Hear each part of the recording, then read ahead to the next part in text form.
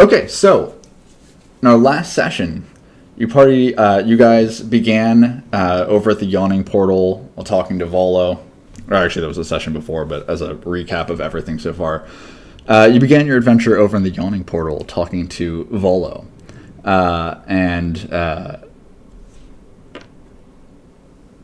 Sorry, let me repeat. This is not a recap of the entire session. This is a recap of last session. You did begin over at the Yawning Portal talking with Volo after a troll had crawled out of the Yawning Portal well itself. And the conversation with Volo quickly deteriorated as Roy, in earnest excitement, began interrogating one of the bandits that you guys had fought and then tied up. His name was Krentz. And as Roy began to interrogate him, one of the Yawning Portal patrons returned with a slew of city guard, who immediately walked over and began reading out charges that they were pressing against Jean-Luc, Roy, and Philip. Those charges were murder with justification, murder without justification, and I believe assault. Each of the three were placed under arrest. Philip was placed under arrest for being senile and was intended to be taken off to Waterdeep's famous senile care facility. And after the arrest occurred, after some protest from Jean-Luc about self-defense, the players were marched off through the winter winds out to a temporary holding facility until morning where they could be properly processed. Dindo attempted to follow the guards outside of the Yawning Portal down the street, but after tailing the marching procession of guards, he was eventually caught, and he decided to run off and hide in an alley. And unbeknownst to him, as he did so, a half-elf had been following him as well. The half-elf kind of snuck past Dindo and followed the guards all the way to the jail, and then waited outside for a number of hours in the icy, frigid winds. Eventually, one of the guards left the jail and went off to do his own entertainment around 2 a.m., and Wank, the half-elf, entered into the jail and attempted to steal the keys from the sleeping guard named Stuart. Unfortunately, Stuart woke up, and Wank, using quick wit and intelligence, outsmarted the simpleton by explaining that he was simply there to clean out the cells. Believing him, Stuart gave him the keys and simply told him not to release the prisoners, upon which time he made his way into the prison cells themselves and released Jean-Luc, Philip, and Roy. Krentz pled for Wank to release him as well and promised that he would not cause any trouble. And as soon as the cell was open, he darted for the entrance, but as soon as he made his way outside, a crossbow bolt sunk into his gut from an unseen assailant somewhere off in the distance, and only a vague shape of the assailant could be seen in the snowfall. After this happened, Stuart woke up, and the party dealt with him, knocking him out and reclaiming their belongings. They left the jail cell immediately and made their way northward towards the castle ward, and with Roy's assistance, they managed to secure lodging at the Spires of the Morning, which is the Temple of Lathander in Waterdeep. However, Jean-Luc felt a little bit more at home staying at a complete stranger's house, and instead knocked on a Waterdavian citizen's door and used his folk hero prestige to secure lodging for himself, because why not? He's Jean-Luc. After making the man incredibly uncomfortable with his criminal stature, he left the very next morning, and the man gave him a copy of the Code Legal, the statutory code of Waterdeep. Roy and Philip stayed a comfortable rest in the Spires in the morning, and two left the next day. Each of them made their way back down towards the Yawning Portal in the dock ward, or just next to the trade ward on the northern end of the dock ward, and met back up with Dindo and Iris, and started to make their way southward towards the Skewered Dragon, where Volo had last seen his friend Floon. this is where we'll pick up. So it's pretty early in the morning. I believe we left off around 8 a.m. Or no, I believe it was about 9 a.m. You each are standing outside in the cold. You've been walking down the street for a little while now. You are currently on the Way of the Dragon, which is a southbound road. I'm sorry, you're currently on Snail Street, which is a smaller yet still fairly prominent southbound road that leads between the Dock Ward and Castle Ward, with the Trades Ward on its east side. This is more or less the largest road that connects directly to what you believe is the Skewer Dragon and the Yawning Portal. It is icy cold outside. The snow has begun to pile up all over the streets. There's very few people outside. You see a few occasionally, but there's not really a whole lot of hustle and bustle going on. The winter winds is really keeping everyone indoors. You just walked past, not long ago, a group of city guards standing over what appeared to be a bloodbath of some type of gang fight between two different organizations. A few men were still held prisoner, and one of the guards told you that they were going to be taken away, and it seemed to you that none of the guards recognized you as wanted criminals just yet. So you make your way down Snail Street and over into Fillet Street, where Volo had encouraged you to go. And after walking for a little bit, you see this strange purple shop, and you see this sign kind of sticking out of the wall, and it reads the Old Zoblob Shop. And the sign is purple, the storefront is purple, the doors are purple, the windows have somehow been stained somewhat with a purple tinge, and the sign is in the shape of this circle with 10 prongs sticking outside of it, with circular orbs at the end of each prong. And just down a couple buildings from it, you see a couple other buildings and shops. What would you like to do?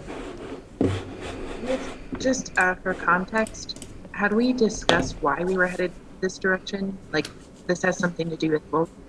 Volo told you that the last place that he had seen Floon Blagmar, which is his missing friend that he wants you to find. He said that the last place that he had seen him was 2 days ago, now 3 days ago, at the Skewered Dragon Tavern in the Dock Ward. He told you to follow the Snail Road down to Fillet Lane. Okay. So this Are we on the map? purple building I'm in the jail at the moment. I'm sorry, what? No. So the only map I see is the jail. Okay, so you can close out of that map. I apologize. And let me show you.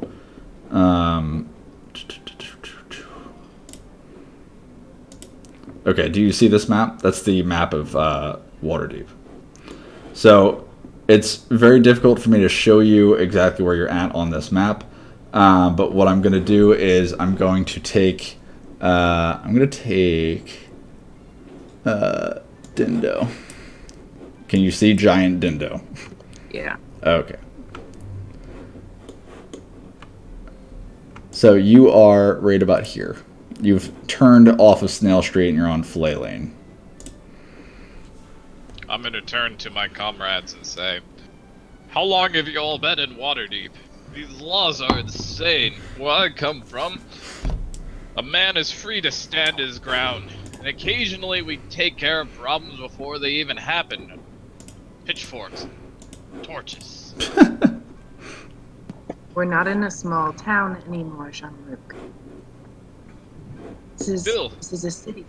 It needs more control, more restraint than any place that we...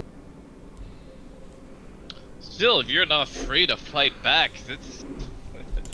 you're just asking for the criminals to win. I would disagree. Also, I feel like I have to say that political views expressed by Jean-Luc may not matter. Fair enough. The bitch fit that Iris is about to throw also does not reflect my party. Yeah, all disclaimers aside.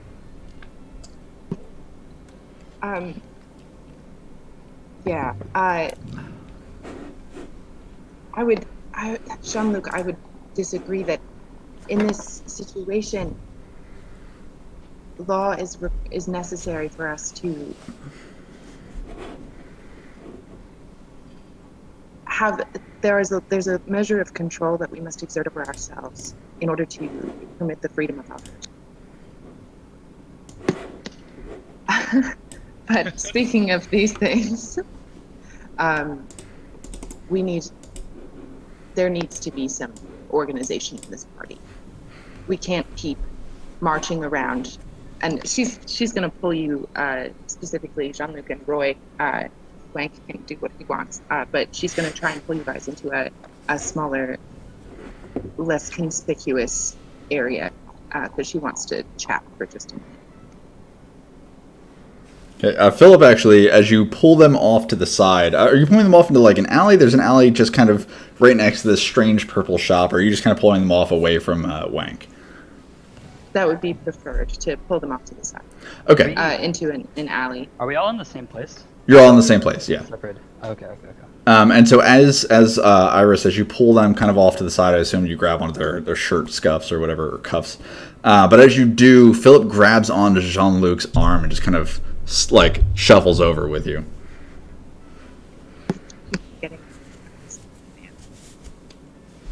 I'm sorry, what? You cut out there for a moment.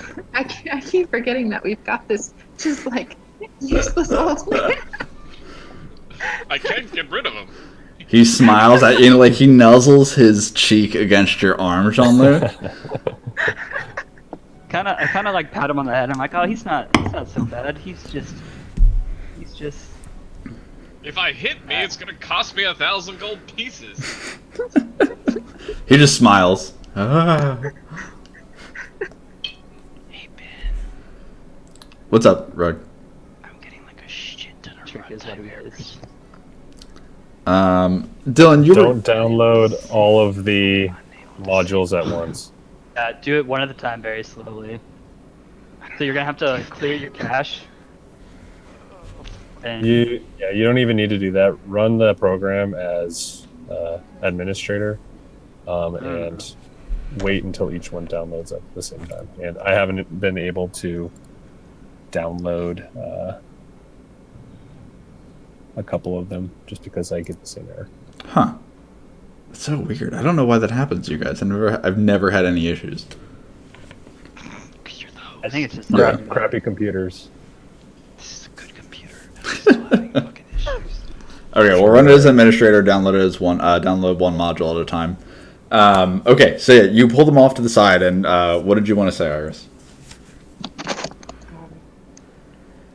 So her eyes are just sparking mad, and she looks first to Roy and then to the rest of the group and just says, what the hell is going on with murdering people in plain sight and breaking out of prison and thinking that this is going to go without consequence in a city like this? Whose idea was this?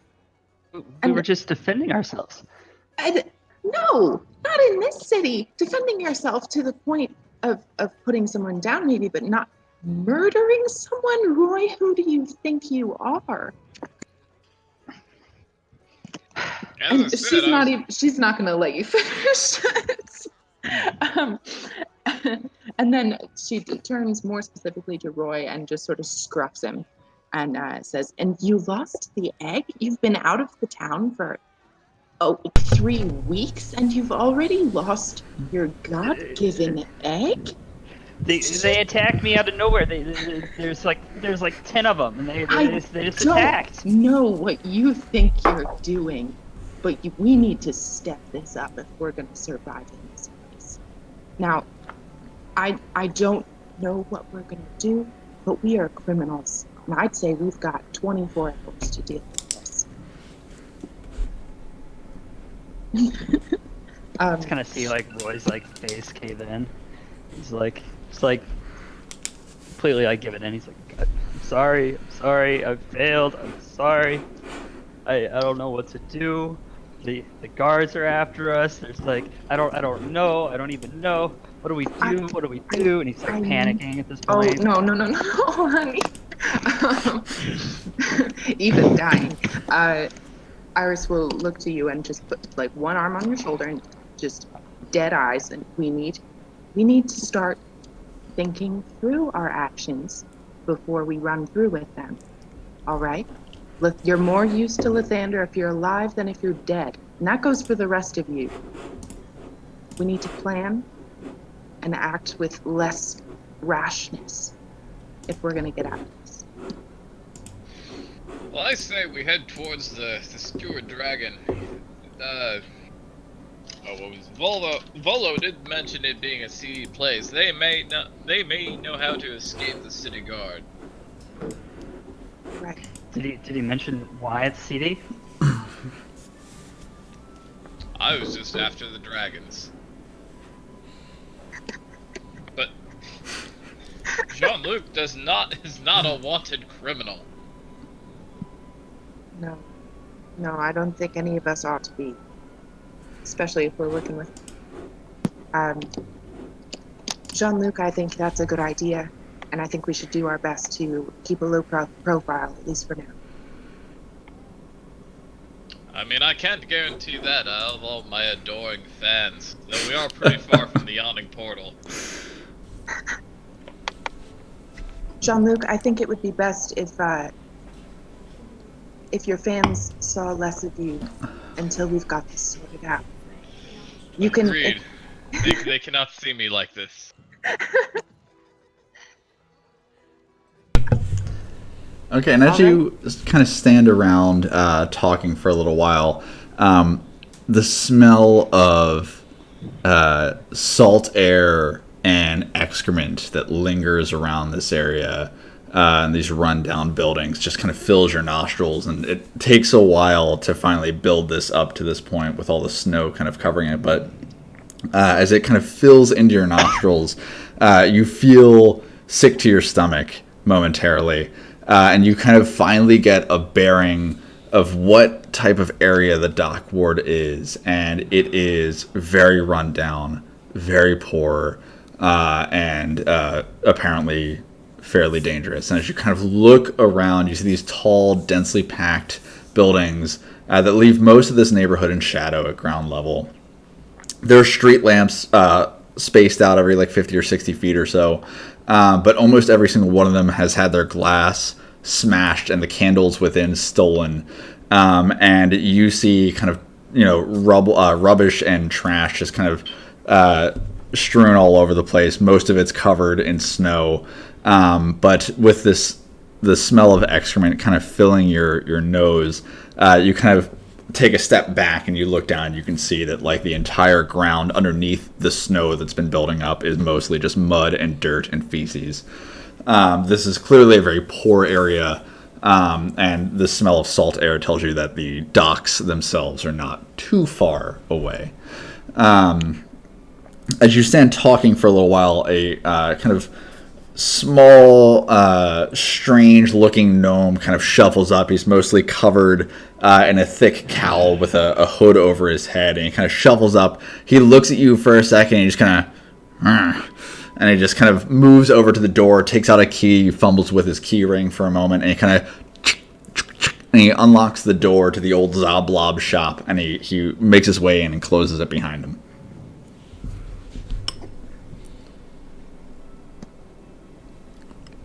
What'd you guys like to do?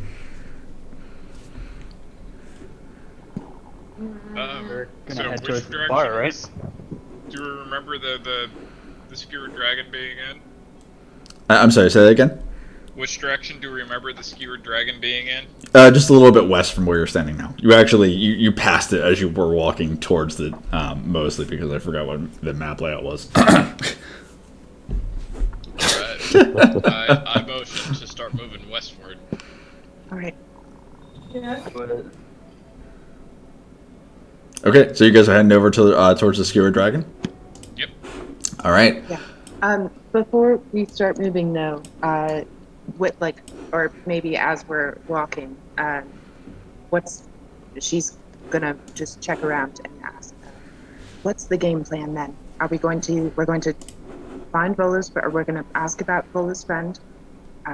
Do you want to ask if there's anyone that might be able to get us out of this. Do we need to see if we can reach out to Bolo? I'm interested to hear what you. We have no idea who these people are, and we have no idea who we can trust. We'll have to see who's inside the bar and see if we can make a friend.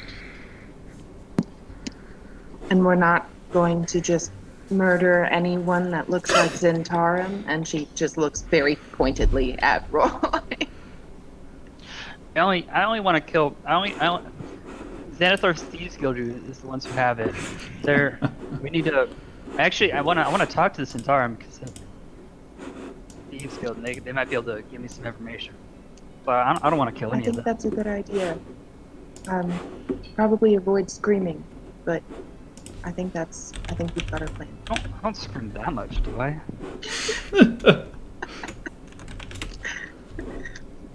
Pan away. Okay. So you guys are heading over towards the Skewer Dragon, is that correct? Yes. Okay. One moment. Let's do this. Okay. Perfect. Okay. So you only have to walk a couple minutes. The Skewer Dragon is actually just a couple of buildings down from the old Zoblob shop. And as you kind of walk past some of the other buildings, you see kind of a tailor's building, but it looks like it's been closed down for a very long time. Some of the windows are smashed. And it looks like most of these ground level shops are not operating, or maybe they've been closed down for the winter. Many of them have been burgled. And as you kind of move through the snowdrift covered street, you can feel your boots sinking into the mud and feces underneath the snow. And every step you can smell just a little bit more of the downtrodden dock ward.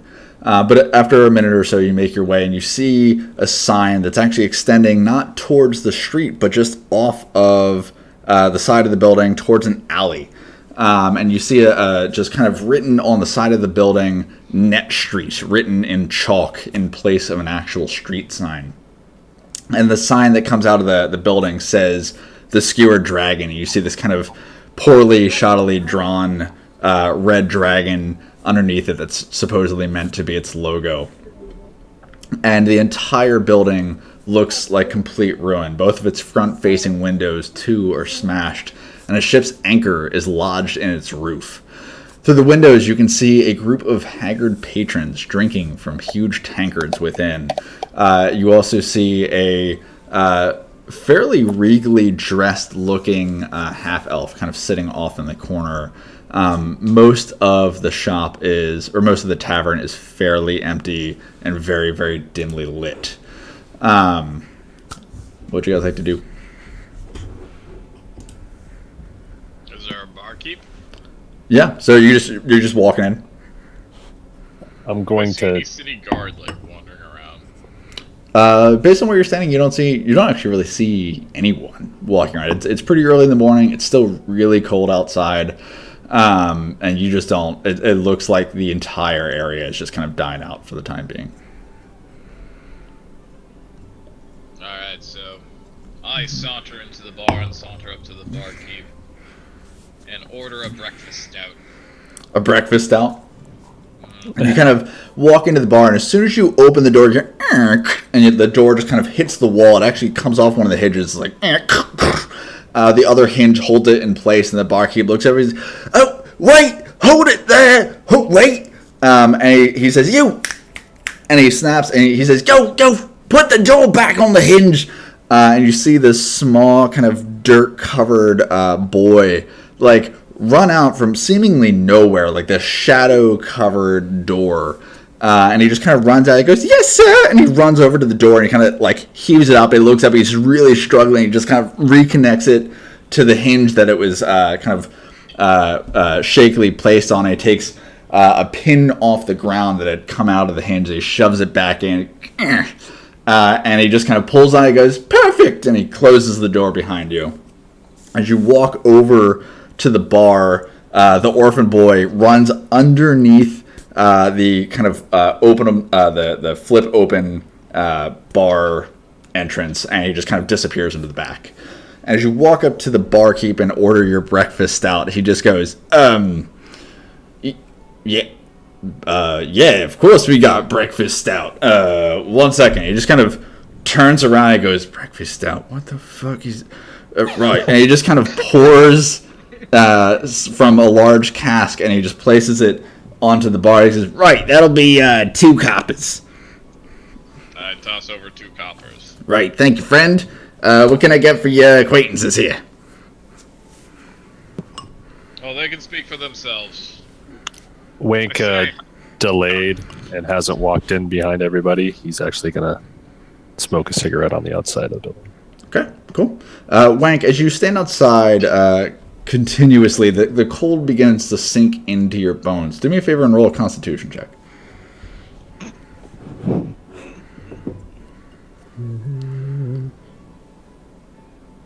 I just grab it. You can either double click it or grab it and throw it into the chat box itself.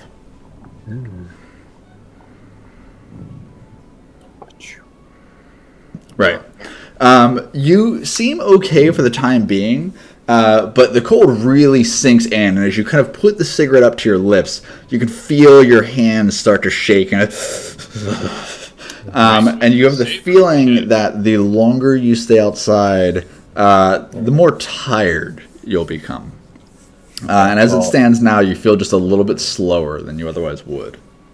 Well, the purpose was to delay my entry, so I'm going to come in once my cigarette's done. Okay, fine. So as you're standing outside smoking, Jean-Luc, you've ordered your morning ale, or breakfast ale. Iris, Roy, what would you guys like to do? I was a little uncomfortable with drinking this early in the morning, so he's gonna be like, "Do you have any water or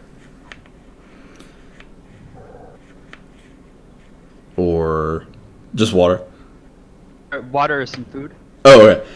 He goes, yeah, we got water, but, I mean, it ain't the freshest stuff around here. We don't get the fine quality shipments that you get from other areas of the city, you know.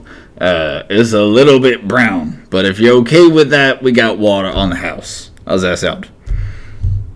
Oh, thank you. I'm probably fine. You want some food? We make it with the brown water. Well, in that case, I'll probably hold off. But You sure? so It's much, though. okay. All right. What about you, Missy? What you like?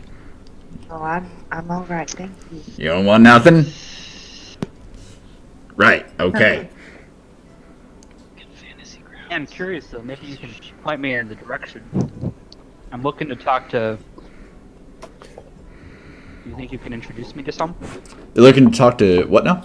I think you cut out. Oh, sorry. The gang. That gang, the Centaurians. Ooh. You want to talk to the Zentarum? Yeah. He just looks at you and his eyes kind of go wide for a second. Hey, shut your mouth. We don't talk about the Zentarum openly here, kid. I don't know where you're from, but the Black Network is not someone you want to be going and messing around with.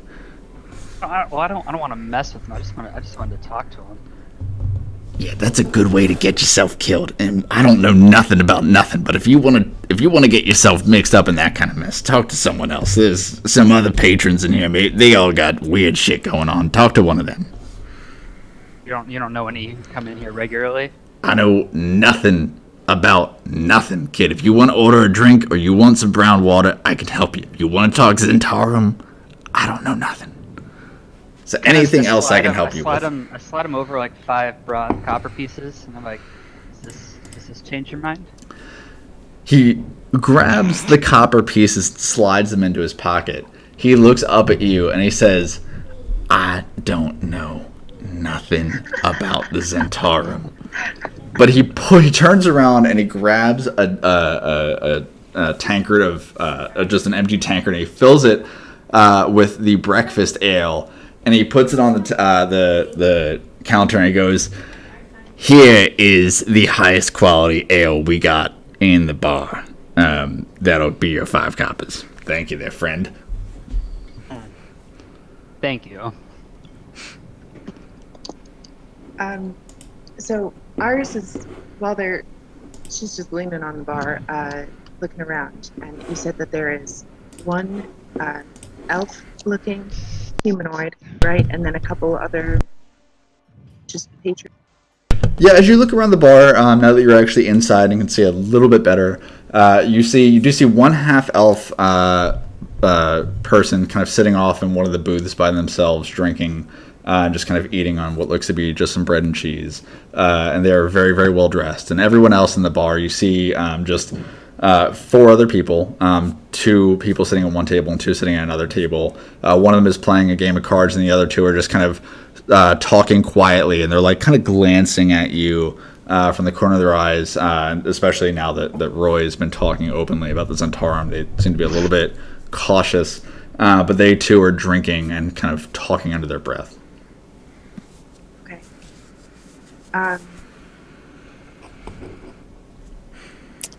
Wank figure finishing his cigarette's gonna head in now and walk to the bar. Jean-Luc turns to the bartender,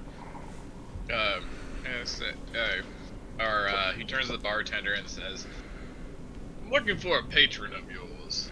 He was last seen here. His name was Floon. You haven't seen him recently, have you?" Floon. The name, you know what, the name does seem to ring a bell. But I don't know. I got a lot of faces in here. You know what? One of these guys over here might be able to help you. I feel like one of these guys is probably hanging out with someone named Floon. The name does ring a bell, but the old noggin ain't working like the way it used to, and oh hey, and as Wank comes in, he goes, "Hey, you want a drink?" When he's talking, like, Motion to anyone particular? He just motions at like the pub. Okay. can Iris see anything about his body language or anything that would indicate that there's like he's lying, he does know, or is he like just genuinely not understanding or not remembering? So you want to know if the bartender is lying or if he just genuinely doesn't understand it. Right. Go ahead and roll an insight check. Oof.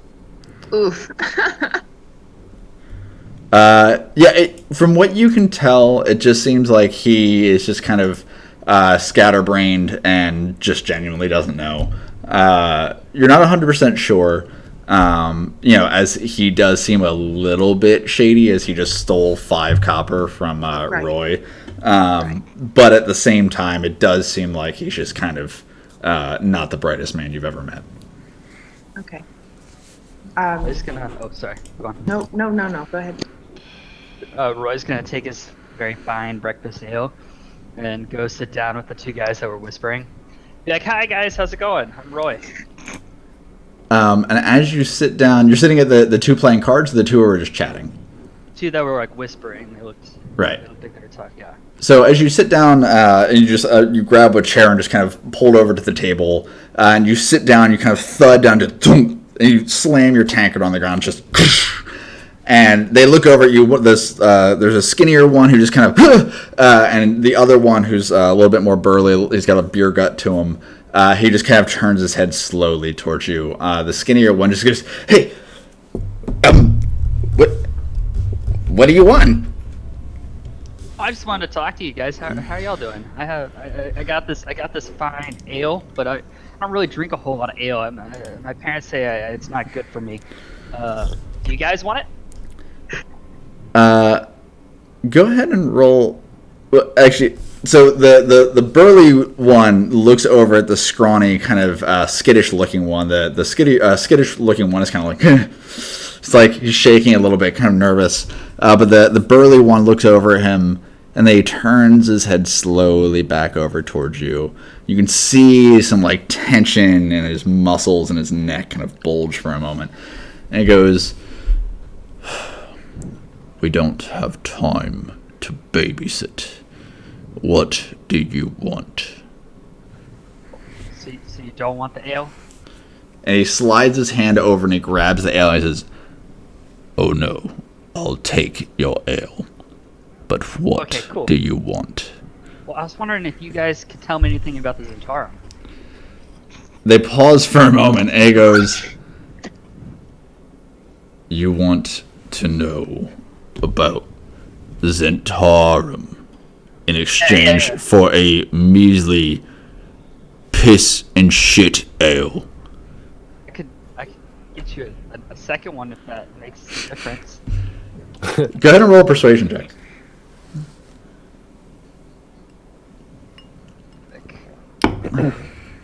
Fantasy rounds.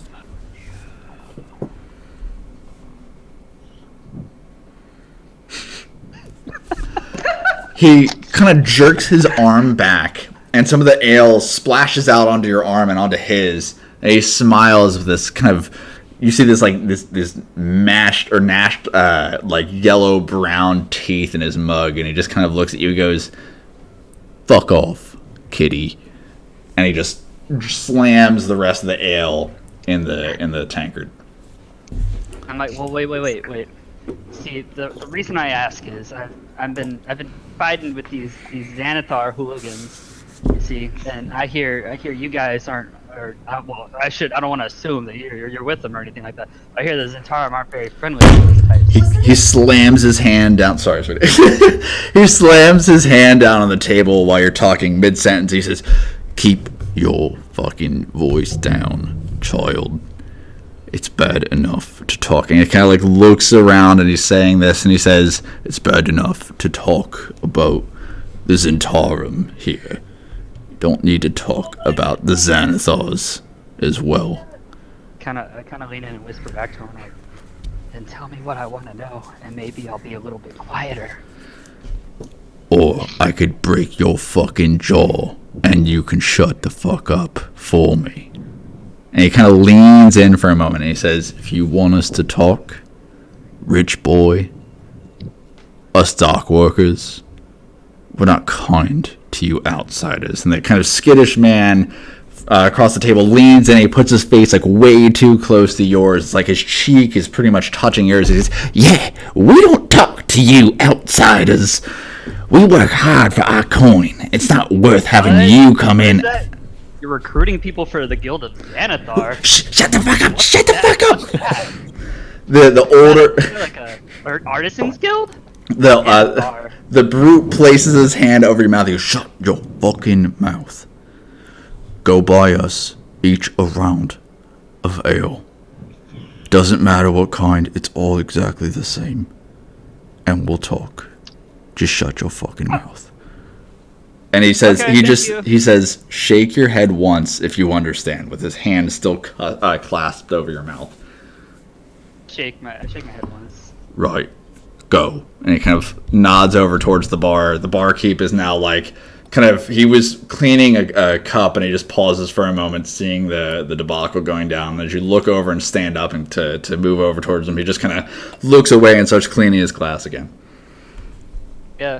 I keep my eyes on the two guys because I don't want them to run off while I'm getting them their ales. And Okay. I kind of like walk over to the big barkeep. I'm like, "Hey, can I get 2 of your cheapest ales, good sir?"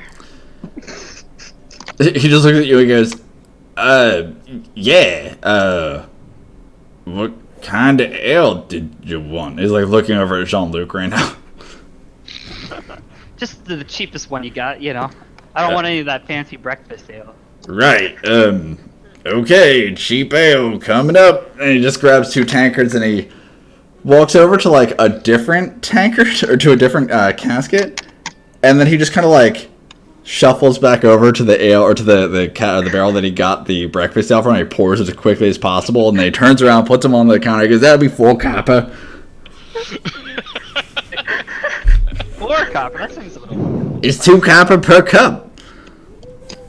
Unless you want to try and bribe me again, that'll be 5 copper per cup." Hand over the 4 coppers. "Right, thanks there, friend. Enjoy your ale." Iris and Jean-Luc and Wank, what are you doing while this happens? And also, Ciel, CL? Yes. CL, what are you doing while this is all happening? You see these strangers kind of talking and making a ruckus. It's early in the morning. You're trying to enjoy your shit tier breakfast. Shit, too. It's shit tier. I am. I'm my own Okay, so what are you all doing while this is happening? I'm kind of laughing at him. I sit to the barkeep, and it's like, you seem to have pretty regular customers here. Are you sure you can't remember any more details about Floon? Sorry, friend, I don't know nothing, but it seems like your friend is making friends with people who do know something about nothing. What? And he looks up at you, and he like blinks with one eye and then the other one. I don't know that young kid. Do I know the names of the two dock workers? No, this is your first time in here, Seal. You've just kind of been wandering around. It was really cold as you were kind of making your way through the lower parts of Waterdeep, and you just kind of swung in here to grab something to eat, get out of the cold. Right. I thought. Okay. Give me whispers. Okay, so you're just going to continue eating your breakfast? Yeah. Okay. And Iris, what are you doing? Yeah, if he's taking the barkeep, there's no sign of that little kid, right? No, that like little worker boy just kind of ran off into the back. Okay. She's going to indicate the man that's playing cards and sort of nod in his direction and ask the barkeep what's his deal. Yeah, what's his deal? Is that what you asked? Yeah. He just looks at you and goes, I don't know, everyone that comes in here is just kind of frequent returners, even though it's early in the morning, I provide a service to the dock workers of the area. These people work on the ships that come in and out of port in Waterdeep. They unload, they load, sometimes they unload again. Many of them work overnight. These gentlemen here coming out for the night shift, so this is kind of like their Friday evening. That gentleman, he likes cards. He likes to drink. Looks like he might have a beard. I don't know. Is that helpful?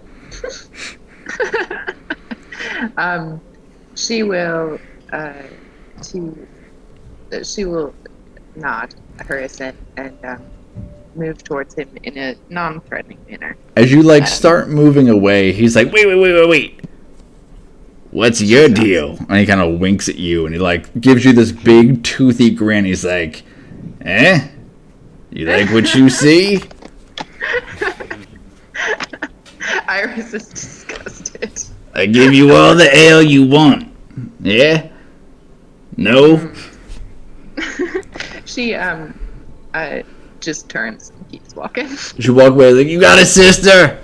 And Roy, you hear this guy clearly hitting on your sister.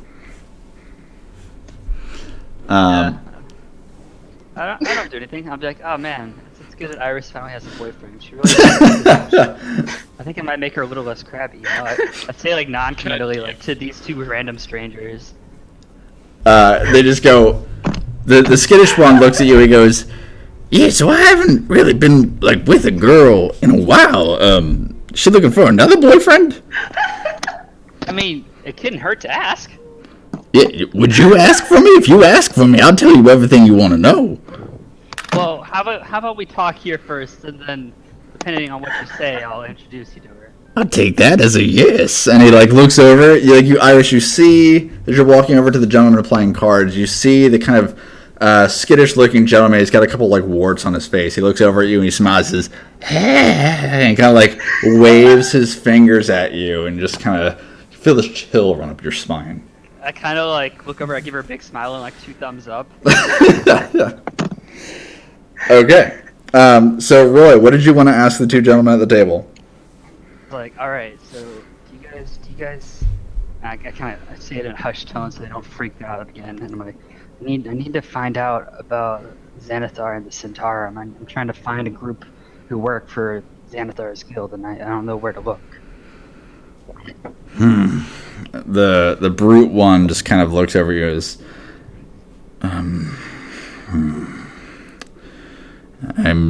We need a little more information than that if you want us to give you.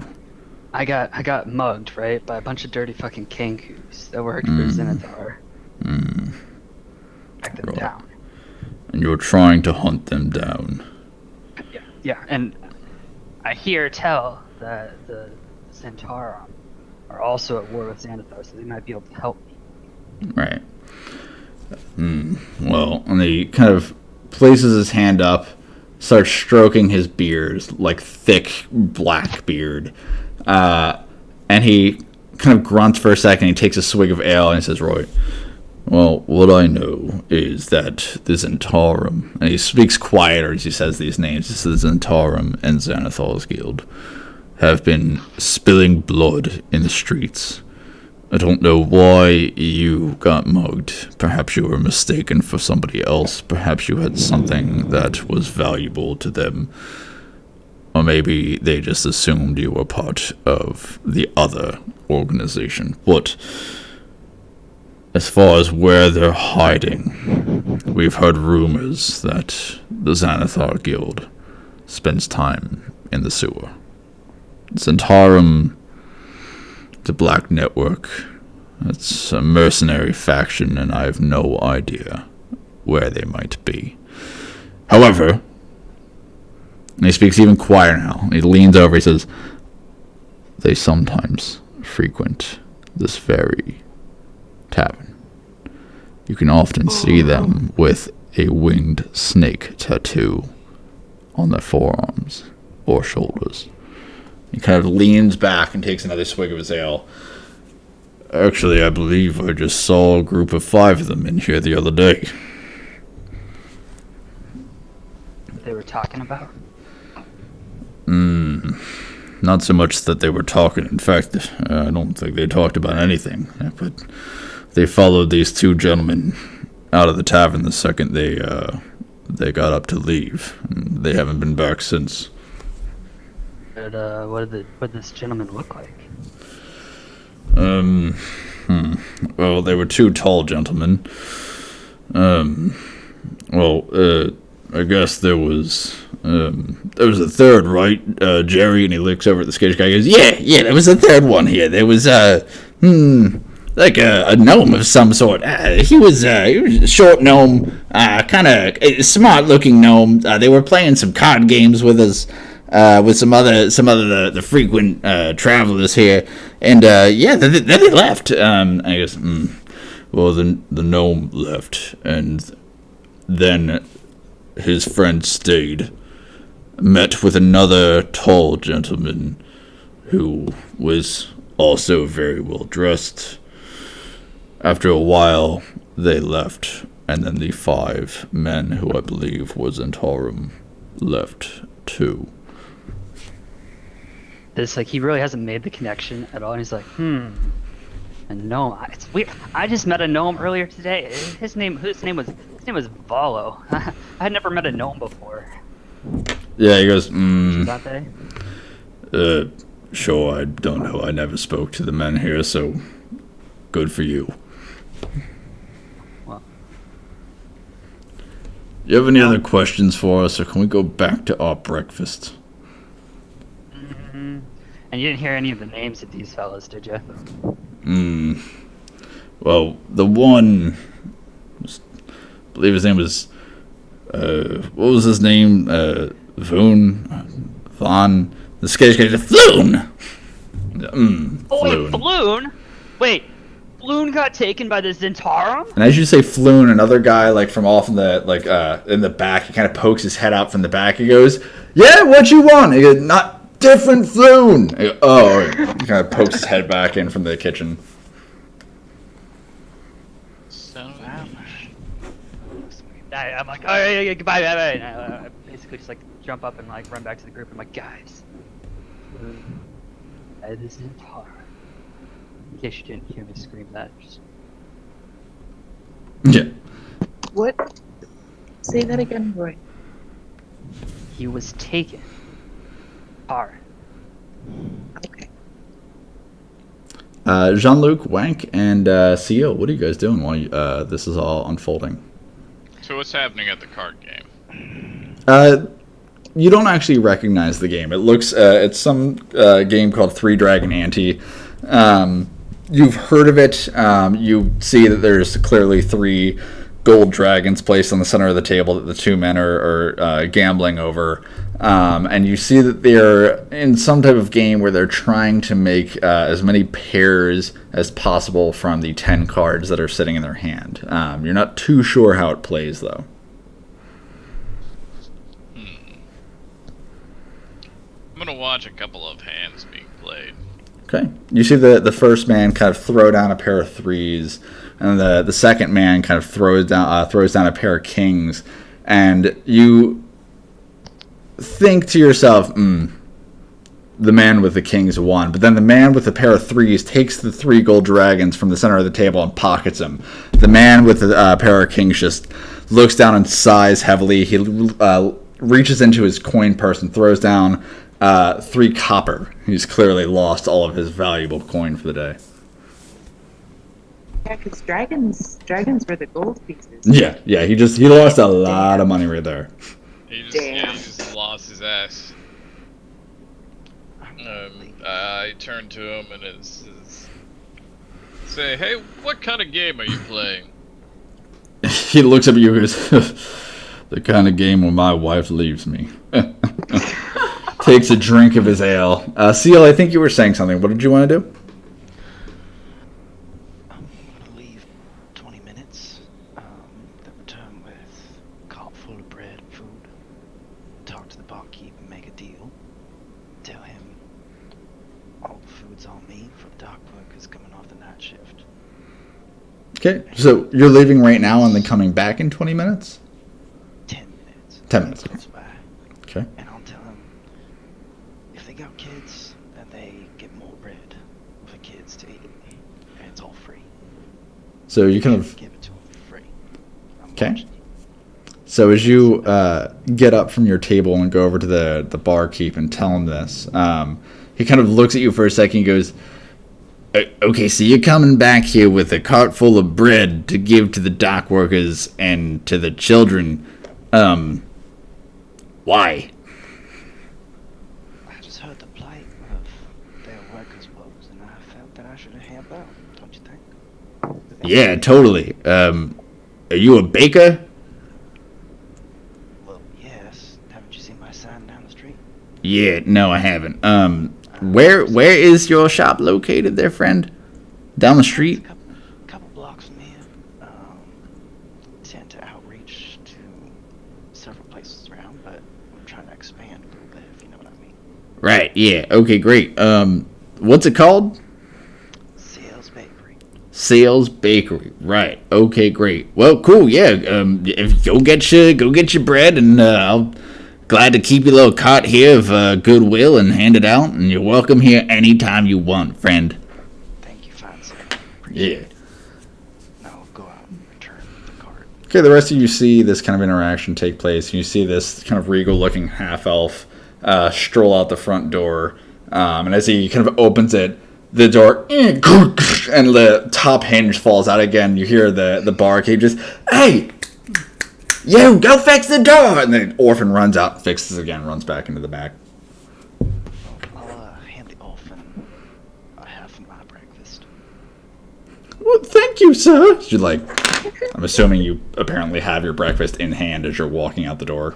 I have a pouch, a little lunch box.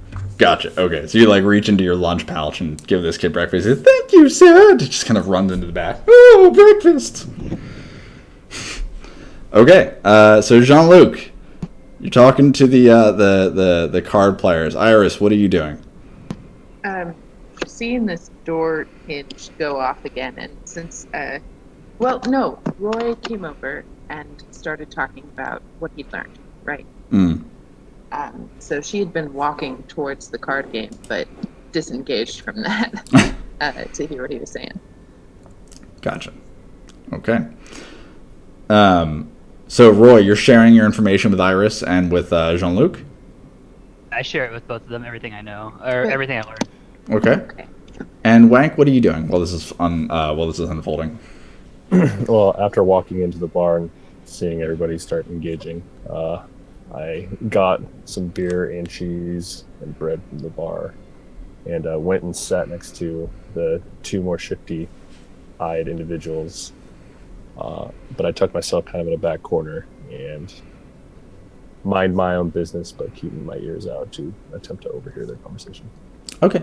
Do me a favor and roll a perception check as you're kind of listening to this conversation. And were you you came in a while ago, so did you go and sit down as Roy was still talking to them? Yeah, that. Well, wasn't there another two? So there was two playing cards, and there were two who were talking to Roy, and that was it. And then there was Seal, who was sitting off by himself. Got it. That would have been the one where Roy walked up. Okay. So you kind of grab a table off in the corner, but close enough to where, especially with your exceptional hearing, apparently, you kind of hear this entire conversation that is unfolding between Roy and the two gentlemen. As Roy stands up to go talk to Iris and to Jean-Luc, you continue just cutting away at your pretty stale, hard bread, and the cheese is clearly very old, but still edible. And it's a fairly hearty breakfast. But you overhear the two men. You hear the kind of skittish man who talks just a little bit louder than the brutish man, and goes, "You aren't going to tell them where they went?" The brutish man just, no. You don't hear him too well. And he just says, if they're going to try to find them, I mean, at least we should tell them about the warehouse.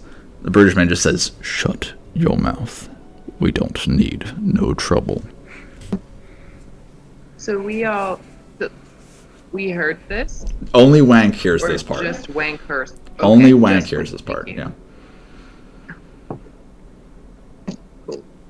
Okay. So, Iris and Jean-Luc and... Actually, what is everyone doing now?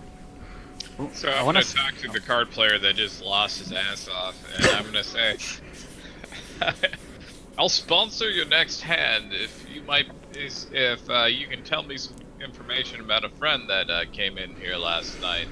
His name, or some time ago. His name was Floon." He looks up at you and he says, "I'm gonna sponsor my next hand, huh? How much would you be willing to sponsor?" I'd be willing to throw down a gold dragon. Do you have a gold dragon? Yeah, you gave us like 20. 10. Yeah, 10. I gave everyone 10. That's right. There you go. I was like, 20? What? Sorry. Okay. He looks over at you and goes, "I'll tell you what I know in exchange for 3 dragons, so I can try to double or nothing, get what I lost back, and stop my wife from leaving with the kids." Deal. Right. Okay, so the way this game works... We started with we have 20 total. Did you each start with 10 gold, and then you got 10 on top of that? Let me look at it. Let me look at it. I only have 10 in my... I'm pretty sure it was just 10 per. Okay. Although, Roy, it's looking like you've got 20 in your inventory. Dindo's got 25, and Jean-Luc, you've got 20. So I don't know where that extra coin is coming from. It might have been my mistake as I was trying to disperse trying to figure out how the parcel dissemination worked as a function for Fantasy Grounds. But I believe each of you should only have 10. Sounds good. Okay, so he grabs the cards. He says, "Okay, so go ahead and put the coin right there in the middle there, and right. So this is the way the game works. Whoever's got a pair of 3 wins." And he starts shuffling the cards, and he starts shuffling them. He hands out 10 to the other player who hasn't said anything. And he hands out 10 to himself, and you kind of look at him, and he opens his hand, and he looks at it. Anything shifty in the dealing. Go ahead and roll a perception check. You see as your new friend here is kind of looking through his cards. There's not a single 3 in his hand. You see the other man across the table. He goes, "Hey,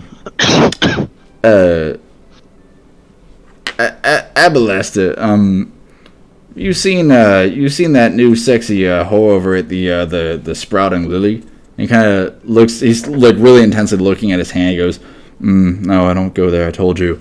And as he's saying this and trying to get him distracted, he like kind of reaches in to his coat or to his shirt sleeve and pulls out a card, slides a card into it, and he goes, no worries, no worries.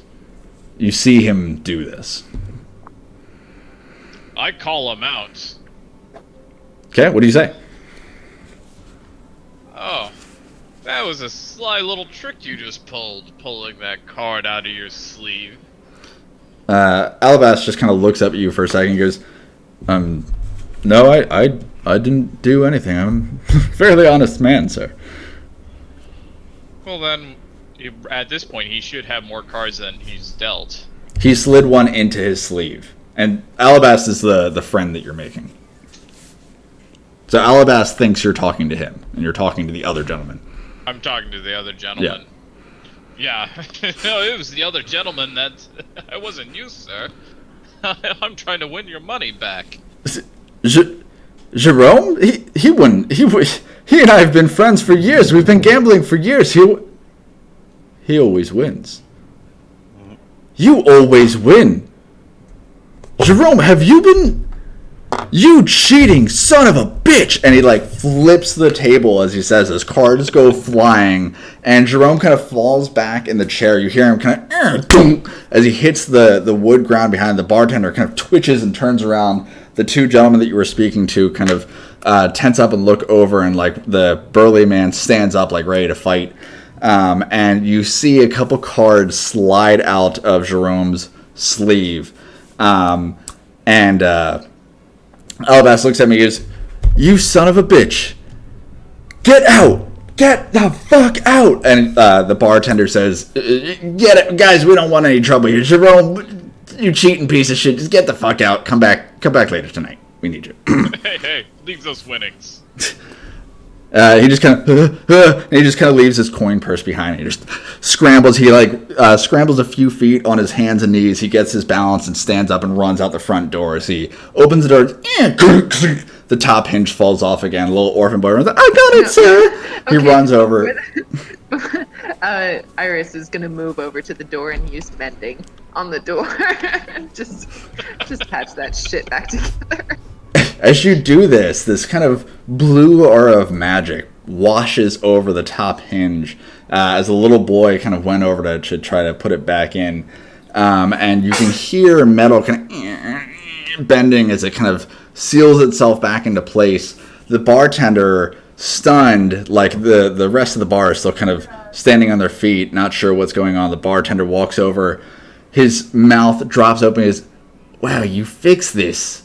What? And he's like, he opened and closed it. There's not even a creak. He goes, "Wow, thank you so much. This has been broken for so long.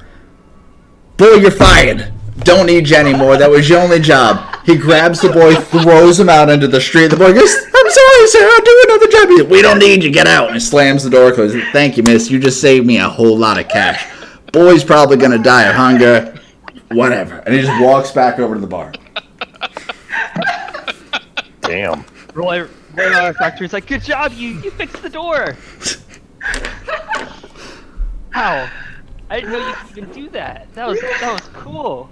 As you're saying this, you see this little orphan boy put his hands on the window, and he like breathes, and he just starts to try to write like, "Please let me back," but he can't spell, so it's like a B and then an L, and then he gives up and he starts crying and just walks away. He like smiles brightly at the boy and waves at him. He's like, "Oh, what a cute little kid."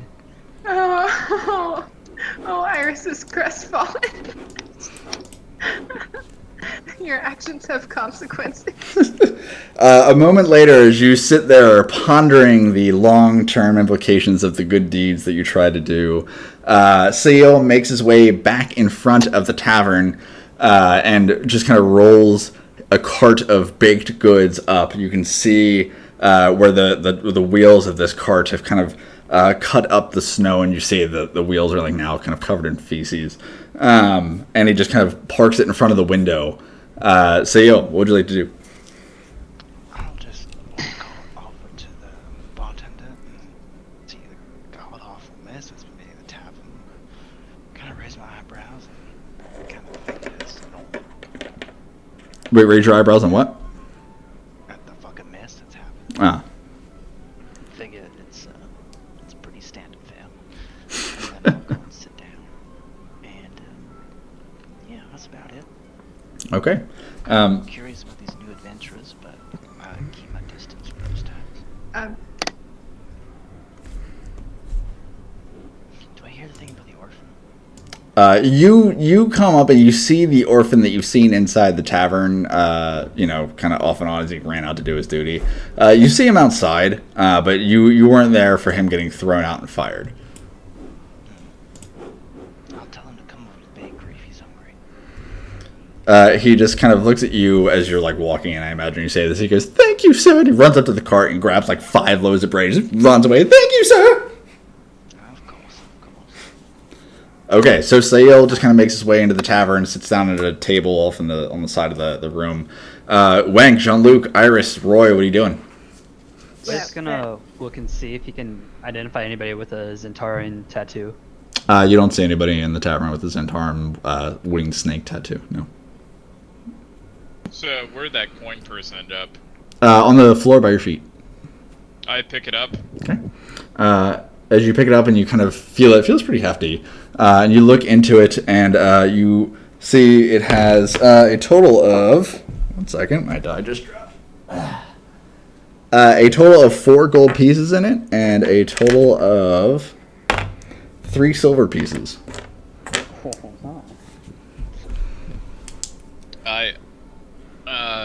I take 1 gold piece for my trouble, and I say, I believe most of these are yours, Alabaster. Now, could you tell me something about Floon? I believe I just saved you a considerable amount of money now and in the future. Not to mention, you probably just saved my relationship.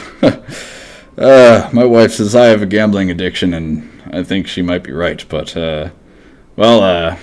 Jerome was the only person I ever played with, so who knows if that rat bastard ever comes back. I probably won't ever play with him again. Unless he wants to play, 4-dragon stud, then I'm probably in. Anyway, so what you want to know about Floon? He was just in here the other day. What do you want to know about him? Well, we're looking for him. He hasn't been seen in a while. I suppose it has been, it's been about 3 days now, huh? He came in here with that gnome fella. I'm not sure what his name is. Voldo, whatever. Voldo, that's it. Keeps talking about how he's a big fancy book writing man, and not many of us dock workers are into the reading of the books, if you know what I mean. But he was in here with Volo, and he and Volo were playing some card games. 5-dragon something. And after a while, Volo left. He was pretty drunk. Said something about having to write his new book. Floon stayed, drank by himself for a little while. And then after a bit, another gentleman wearing very nice clothes, what was his name? It was son of one of the lords here. His name was Renair. Renair. Evernember. Something like that. I don't know who you, but Renair something. And after a bit, Floon said something about needing to go home. Renair said that he would walk him back, being too drunk or something like that. And then shortly after, 5 men, which not sure, but I believe were probably Zentarum, stood up and followed the 2 gentlemen out. I haven't seen those 5 gentlemen back, but they frequent this bar fairly often. Usually keep to themselves, but it's pretty well known that they tend to hang out over on Candle Lane to the north of here. If you follow the way of the Dragon Road, it's a warehouse. If you go up there, the warehouse will have the same winged dragon tattoo on it. Can't miss it. Just where they spend time, so like the little gay clubhouse or whatever it is. Clearly, these men are not very cultured. Woke. All right, and then I have another question. Have you ever had a fight get out of hand? What do you mean? I mean, yeah, sure. But in what way? I speak a little softly. It's like, well, we were in a bar fight that, unfortunately, someone died during it, and I want to get my friend out of trouble. You wouldn't know any way of dealing with that. Oof. Sorry, friend. Best I can recommend is that you go talk to one of the law scribes over in the I think the castle ward is where you can find them. I mean, yeah, in the dock ward, it's just not something you're really gonna find. Generally speaking, we're the ones who get arrested, not so much that we're usually getting out of it, even if it's not fair. You know how it is. The poor get shit on, the rich get richer.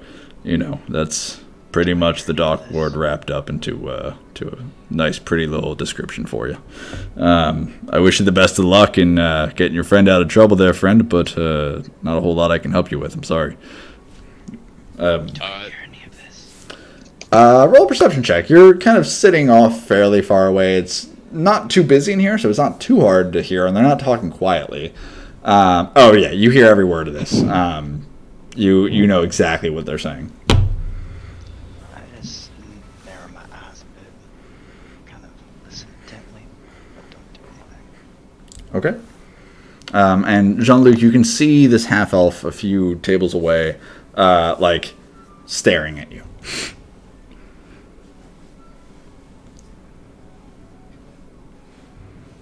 So, I walk over to this half-elf and I say, "Sir, do you have a problem?"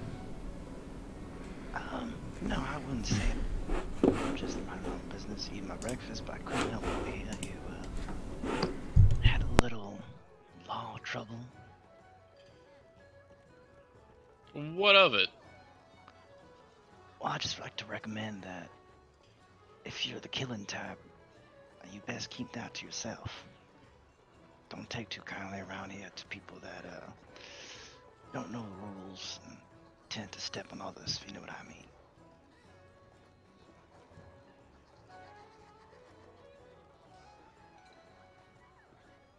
Alright, I slowly walk away from the half-elf and I return to my party and relay the information about the warehouse. okay. Wank, you're still kind of sitting off by yourself. What do you do? I hadn't changed my tactic. Still listening, Okay. absorbing. At this point, though, I think I've heard enough, and I'm gonna get up, nicely put my plate and mug back onto the counter for the bartender, and then go hang out by the door with a cigarette, Okay.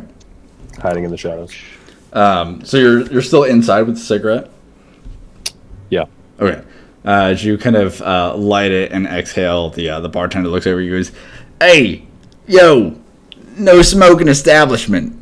Like points towards the door. He says, "We got kids in here." And then his wife kind of leans out of the back and she goes, "You fired him." And he goes, "Oh wait, no, you're good. You're good."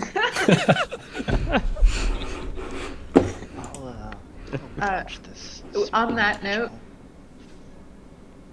note, sorry, go ahead, Brett. I'll approach the smoking individual Okay. and I'll say, "You got an extra one of those?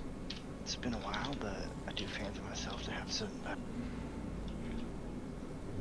Yeah, I think I could spare one. What's your name, friend? I'm CM. What's yours? My name's Wank. Oh my god, he Interesting name. I can't say I've heard that one. And I'll hand you like a copper. Okay. Wank will pocket it and toss him one. Okay. It's fairly tightly wrapped tobacco, kind of tumbles through the air as you catch it between your fingers. I'll put it in my mouth and then snap my fingers to get some sparks and then light it. Okay.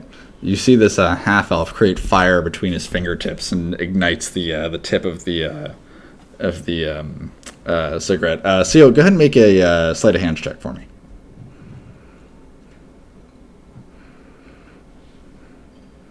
In an attempt to look really, really cool, you snap your fingers and you create this flame, but your power is a little bit not super controllable quite yet. And instead of creating the kind of small flame that you need to ignite just the tip of your cigarette, you ignite the entire front half of it, and it just ignites in flames. Tobacco leaves fall from the end. You drop it, the cigarette falls out of your mouth and falls onto the ground. Amused, Wank's gonna hand him another one and ask what he's doing in these parts. Well, thank you, sir, for another one. I kind of find myself clumsy these days, but I'm trying to do some outreach for the community. As you can see, the dock workers aren't doing so well, and I do rely on them to get my supplies in, so I figured if I could help them out, help out this shite of a bar, then some improvements can be made.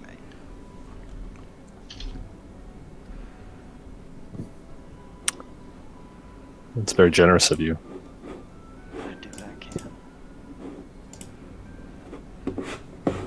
All right. Okay, so what do you guys want to do? Iris is sort of sensing that things are wrapping up.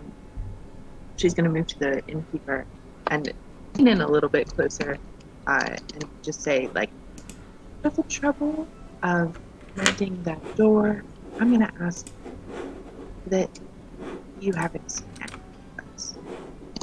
I'm sorry. Say that again. You cut out for a moment. I'm sorry. She'll move in a little bit closer to the innkeeper and ask that in exchange for mending the door, it might be a fair trade to keep his lips tight about their presence. Yeah, I don't see why not. But then again, you guys kind of did make a mess of the bar with that near fight with your friend over there, the card game, and how about I make you a deal? He kind of puts one arm on the bar and he looks over you guys. How about you and I go out for a drink sometime? And I'll keep my mouth shut. It winks at you. I'll slide in next to this person and say, remember, I do bring the cards to me, and that deal can supplant whatever they need to fix for the bar and the mess. Well, let's just say I'll keep the food coming, and we'll just keep all this hush-hush.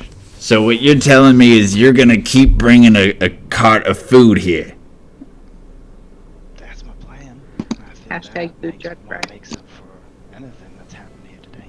He kind of like curls his finger at you. He says, "Come here. I got a secret for you." Like brings his head close. He wants you to bring your head close to him. As you kind of lean over, he goes, "How about you go fuck yourself? Why are you bringing food in here trying to give a bunch of people shit that I sell them? You ruin my business? No.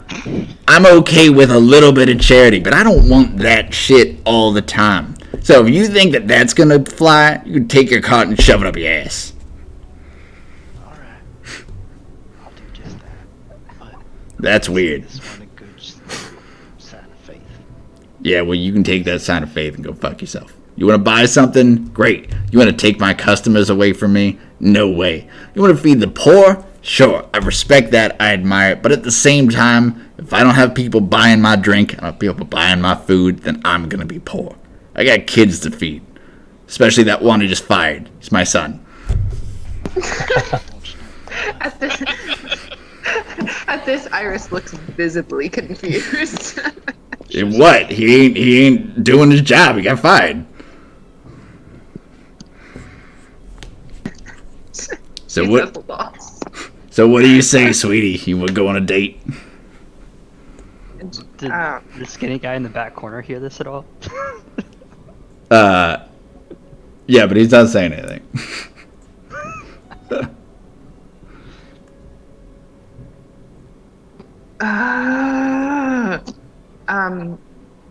If Iris can put on just the strongest face, and not with "it's the biggest lie," she's like, "Mm-hmm, yeah, that sounds great." Go roll a deception check.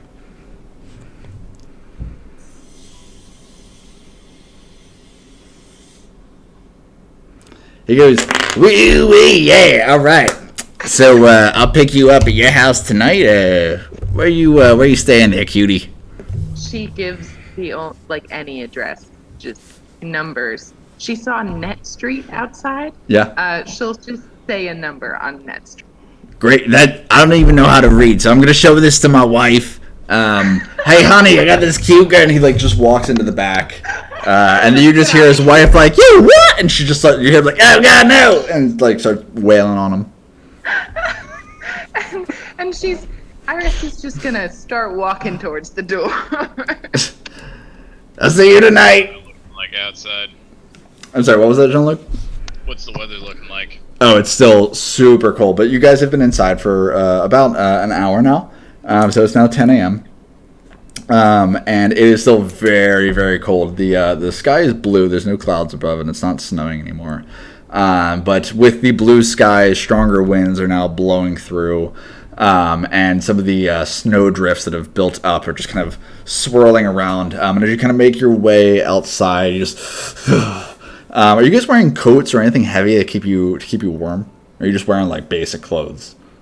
Yeah, I got basic clothes. Okay, so you kind of take your clothes and try to wrap your arms up as you make your way outside. You still notice that there's not a whole lot of people out here. There are some more signs of life now. And in fact, Seal, your entire cart is just empty. And in fact, one of its wheels is missing. A whole bunch of small children have snuck up, grabbed food, and ran off. This thing is dilapidated already. That's the price of doing charity. Okay. So, she was only moving towards the door. If any of you would rather stay inside and just talk things out for a minute, that's okay. But she's antsy to get out of the sight of this. I'm gonna just stop her real quick and say, if you're trying to make a trade, especially for a charitable good reason, you might want to make sure you got something on the table to put them at disadvantage, you know what I'm saying? Honey, you don't know me. And she pushes past me. Strong-armed by this woman who's you're a human, right, Iris? Oh, she's a 5'8" wee baby girl, and weighs 130 pounds soaking wet. Yeah, so you get just shoved out of the way by this woman who should not, by any stretch of the imagination, be stronger than you, and her arm just kind of juts into your gut as she moves past you, and you just feel strength and anger in the move. Roy's just gonna very sheepishly run out behind her. Okay. So, Wank, what are you doing? You following? Yeah, I'm gonna trail everybody. Okay. So, are you staying back, or what would you like to do? Are they all leaving? Looks like everyone's more or less left. Yeah, everyone's outside at this point. You're were you following them? I'm following Jean-Luc from a distance. Okay, well, if you're following Jean-Luc, you're effectively following everyone. Okay. Yeah. Okay. At this point, I want to turn around and look at Wank, because I don't think I'm hi, I don't know if I've met you. I'm Roy. Wank, Roy, you I seem broke you out of prison. Yeah, you helped me out. Thank you. I just you seem like you're following around us a lot, but you're not really talking. Are you fuck? You asked me to help you save an egg. Yeah. Didn't say anything, so I didn't know if you were or you weren't, or if you. I don't know. You're just. Oh, I will. I will help. Oh, thank you. Okay. Is there where are you from? I'm from Waterdeep. Really? Iris's ears perk up at this. She gives a look at this kid. So do you some of the do you know where we could go to maybe get out of a tight spot legally speaking? Yes, we need to go to a law scribe. Oh, beautiful. maybe you could have told us that before we went here. It's fine. It's good to know. You didn't ask. Thank you. I'll agree with Roy. I'm pretty sure you guys walked off to the side and left me kind of hanging out. Oh, Oh, You buddy, did that was exactly supposed to be describe what everyone. you were gonna do. I mean, Oh, I'm you just sorry. broke us out I don't know. I and guess then I just just kind of felt followed like us. you were. Yeah, I kind of just felt like you were skulking. I didn't realize you wanted to be a part of this whole gang here. And you also let the person that we were trying to get information from away. He kind of died too. Which Yeah. individual he was also that? died. Yeah, the one that we let out that ran off and got shot by a crossbow. You don't know his By name yet, Mike. your request. Yeah, I totally asked for that. That's on me. That's probably my fault. We probably shouldn't have let him out. I mean, well, without him telling us what we wanted to know beforehand. All right. Anyways, guys, I think we should go to this warehouse and find our little buddy Floon. So yeah, tell us what you learned. Because I think only you and Wank were hearing that. So like, I think we were all there when the gambler dude was talking. oh, you're right. Yeah, you could all hear that. Yeah. Also, I relayed the gambler information to the group. Okay. I think we should Did check out this warehouse. I need to talk to more Zentarum before I can go to the sewers. and also she'll look at you and just say, "I can't believe all that worked." They were nice guys. They just wanted to talk. Really impressed. They were cool. They're softies. They're just like the farmhands back home. They're gruff and tough, but bears, teddy bears. Okay, so Wank, do you There's another terminology for that, but That's what I'm thinking. actually, and Seal, you are from Waterdeep as well, right? Or at least no, you've been traveling here for a little bit. That's okay. So actually, all of you would have recognized this. Wank, you would have recognized this right off the bat. But for those of you who are at least somewhat familiar with Waterdeep, which most of you are, Jean-Luc maybe not because you're from a much smaller town. But Iris and Roy, just being from somewhat nearby the large city, you're familiar with some of the larger politics. And when actually, let's do this. No, you know what? Fine, doesn't matter. When you heard the name Renair from the gambler that Jean-Luc was speaking to, you recognized it as Renair Neverember, who, if memory serves correctly, is the son of Waterdeep's prior Open Lord, Dagolt Neverember. The Open Lord is effectively like the president or mayor of the city. So Floon was last seen leaving with Rainier Neverember. So this is your updated quest information that I just shared with you. So let's take a 5-minute break, and we'll come back at 8:45. Cool. Yeah. That good? Everyone good with that? Okay. Time to smash. Time to smash what? Bros. Smash bros. Mm-mm.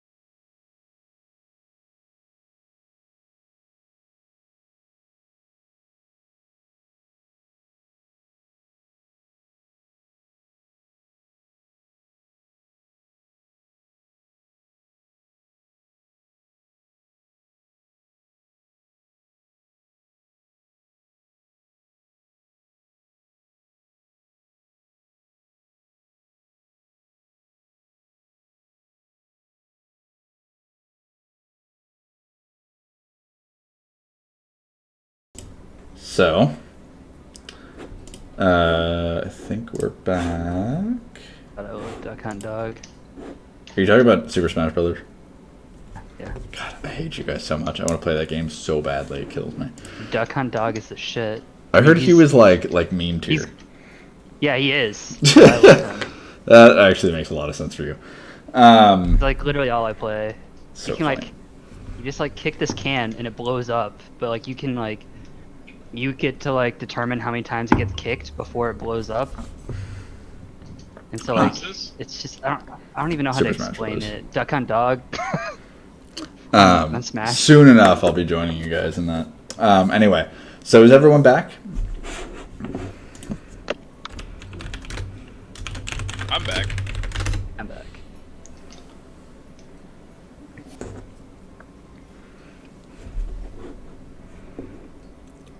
Check your chats real quick. Who just checked yes?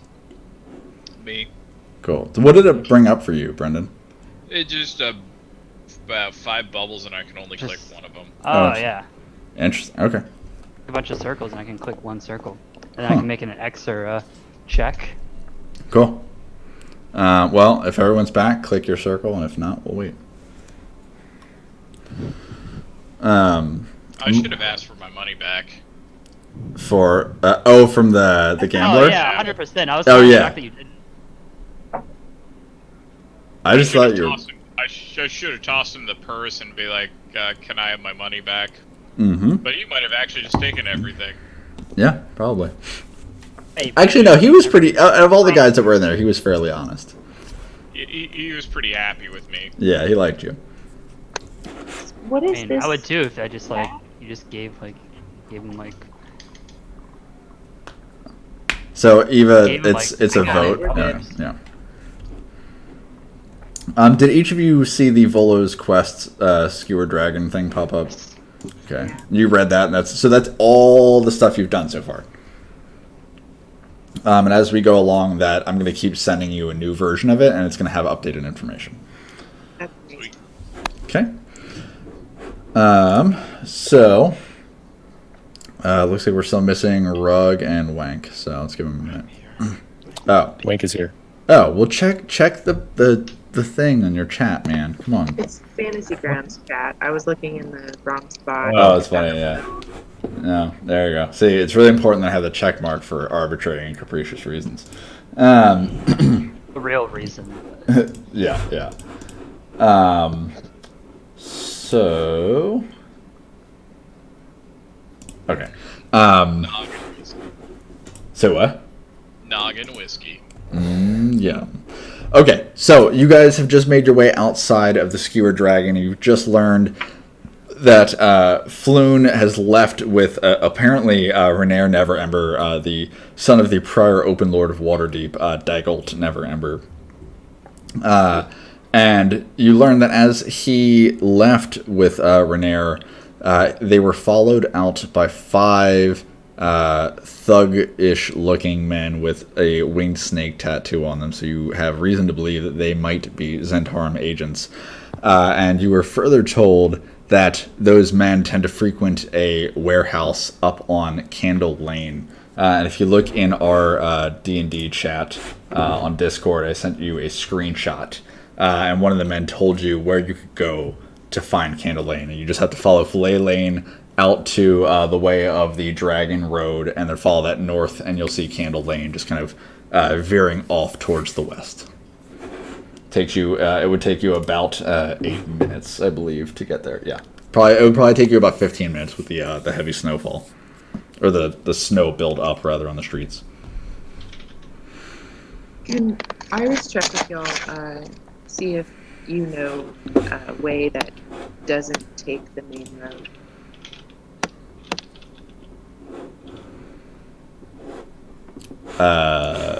She's specifically going to ask who Wank, right, and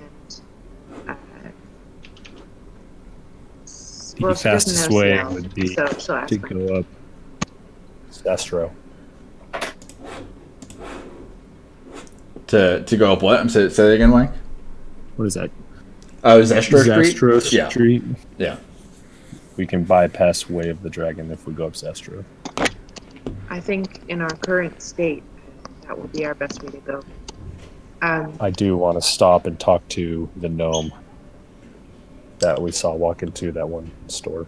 Oh, Yes. okay. Did you want to go over there? Is that on the way? Yeah. It's actually just a few buildings down from here, going towards the east. So it's actually the store on the corner of Zestro Street. So if you're making moves to veer off, Iris is going to look at you and ask, "What are you doing?" You said Floon was a gnome. There was also a gnome that works by. He may know or have information on Floon. Wait. Did they ever say Floon was a gnome? They kept on saying Oh. he was with a gnome. Floon's a human. Yeah. Oh, Yeah, Floon is a human. gotcha. Yeah. Hey, man. Let's talk to these law scribes and see if we can get this business sorted out. Is just for safety reasons, do you want to maybe not go all together for that? I was also thinking it might be a better idea to deal with the Centaurum first, because then we might break more laws with them.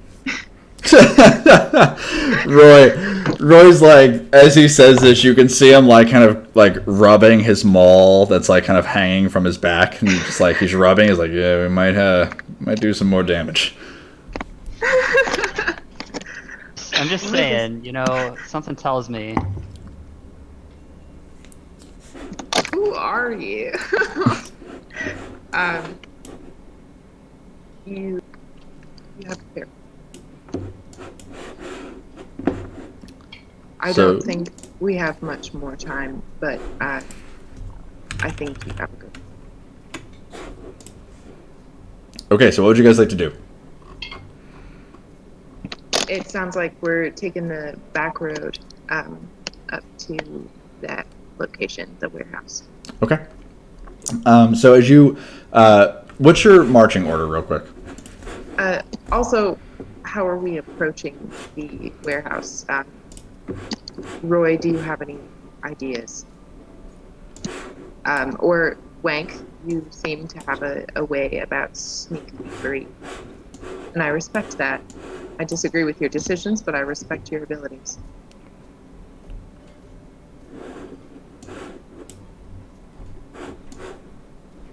Roy And or Wank. and or Wang. I think we should. I really just want to go in and right at it. Wank, do I you really have want any... for. I can show you the way.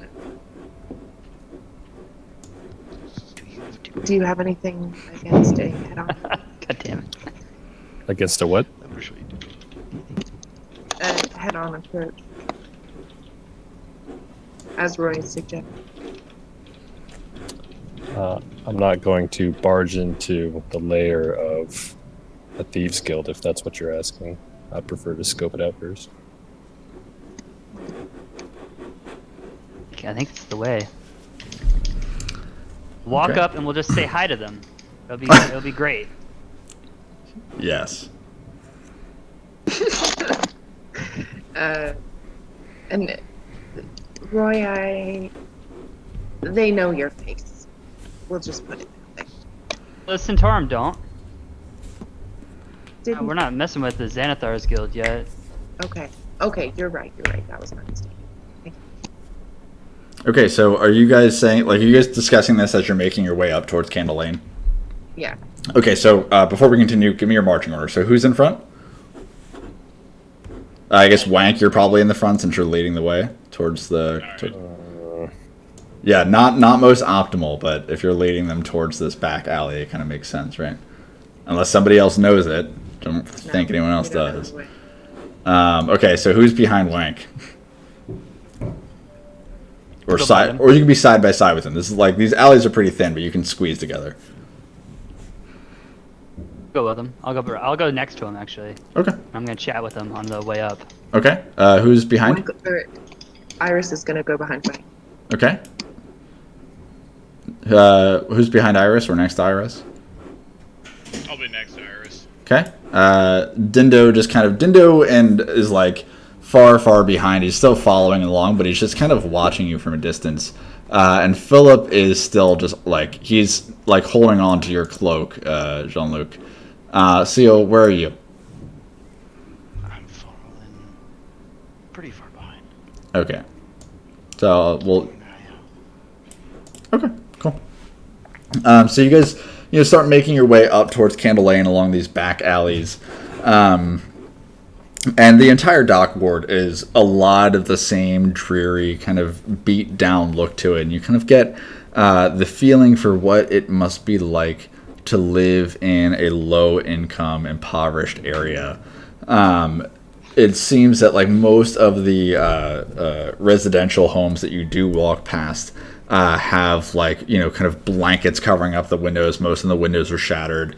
Most of the doors are just kind of covered up with like pieces of plywood. And it is very clear that this is a very, very poor, starving area. As you make your way along this alley and you start kind of coming up towards where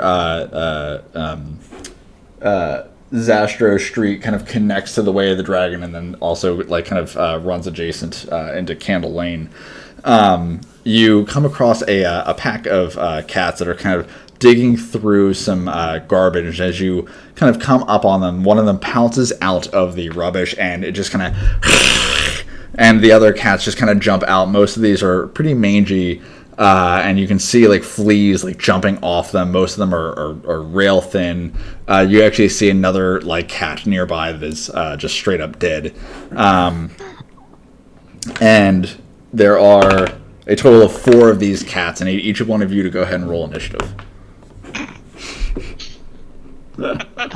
This is a heroic battle, Yep. and I'm ready for it.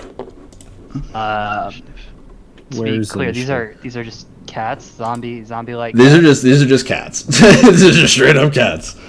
These are very hungry, very angry cats that are not happy that you're walking in their alley. It's house cats, correct? They're like alley cats. Okay, yeah. Do you remember that cat that we put the crossbow bolt through? This is Good day. all right. Good to know. Who did that? Yeah, who was that? Some jerk, obviously. I think he was all there, to be honest. Yeah, for sure. It was a vampire. It's Bus Vampire. I ate was vampire. not. He got it. So you all rolled initiative, yeah? Actually, Seal. Okay, you are in there. I'm gonna go. I think you're in there, right? What did you roll? Did you roll yet? No. No. I wasn't sure if I'm part of the combat or not. You are. You're a bit further behind, but you're not so far behind that you don't see what's happening. Philip, as soon as he sees these cats hissing, he just kind of runs off and like hides against the wall. He like puts his face up against the wall in an attempt to like not be seen, and is still very much seen. It's not responding. It's not responding, huh? Okay, I can roll initiative for you, so don't worry. And roll and PC initiatives. There we go. One moment, and I will roll for you. So you rolled a 7, and you just connected again. Okay. Fantasy Grounds is lagging for me too. There we go. Okay. So I'm going to share this with you. Do you see the map? It's the most non-exciting map you've ever seen. Yeah, it's pretty. Yeah, it's not the most thrilling. Okay, so Jean-Luc, you were the first to respond. You see these cats kind of hissing at you guys. What do you do? I just walk on by the cats. Okay. As you try to walk past them, they kind of jump out in front of you and try to stop you from going past. As you walk past them, one of the cats tries to swipe its claws at you. What's your AC? 14. 14. Yeah, it just swipes its claw at you. You just kind of see it, and you just kind of like kick it out of the way. It doesn't do anything. I mean, these are cats. Are there any? I mean, they're really blocking my way. I mean, you can just kick him and walk past if you want. I'm gonna do a non-lethal kick and walk past. All right, go ahead and just roll a basic attack roll with strength. Let's see. How do I end up doing? You just double click your strength modifier. God damn it! Why is this shit not working?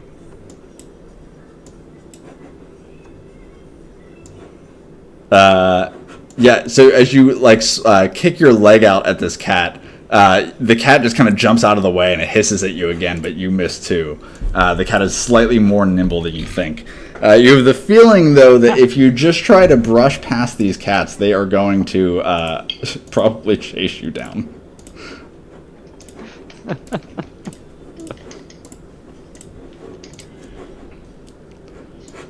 So, Jean-Luc, you're up here.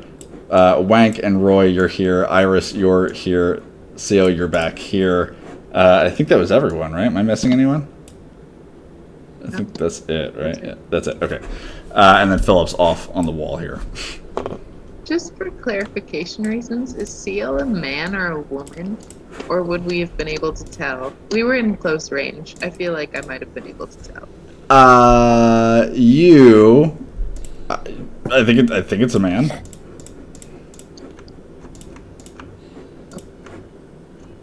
Maybe. Just confused me. Okay. Right. Okay, so Jean-Luc, is there anything else you want to do with your turn? I don't see myself. So You don't see yourself? You're on there. Does anyone else see Seal? You see him on there? I see it. Okay, yeah, I see you on there.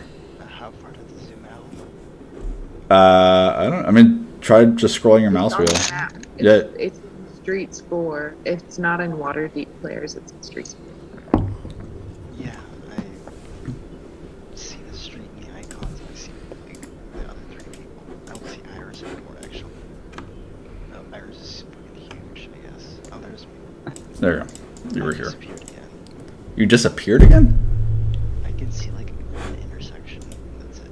Zoom out a little bit. You I should. can't. I can zoom out and I'm limited. Huh. Okay. Well, for now, let's keep moving. So this is not going to be a super intense combat. Iris, it's your turn. What would you like to do?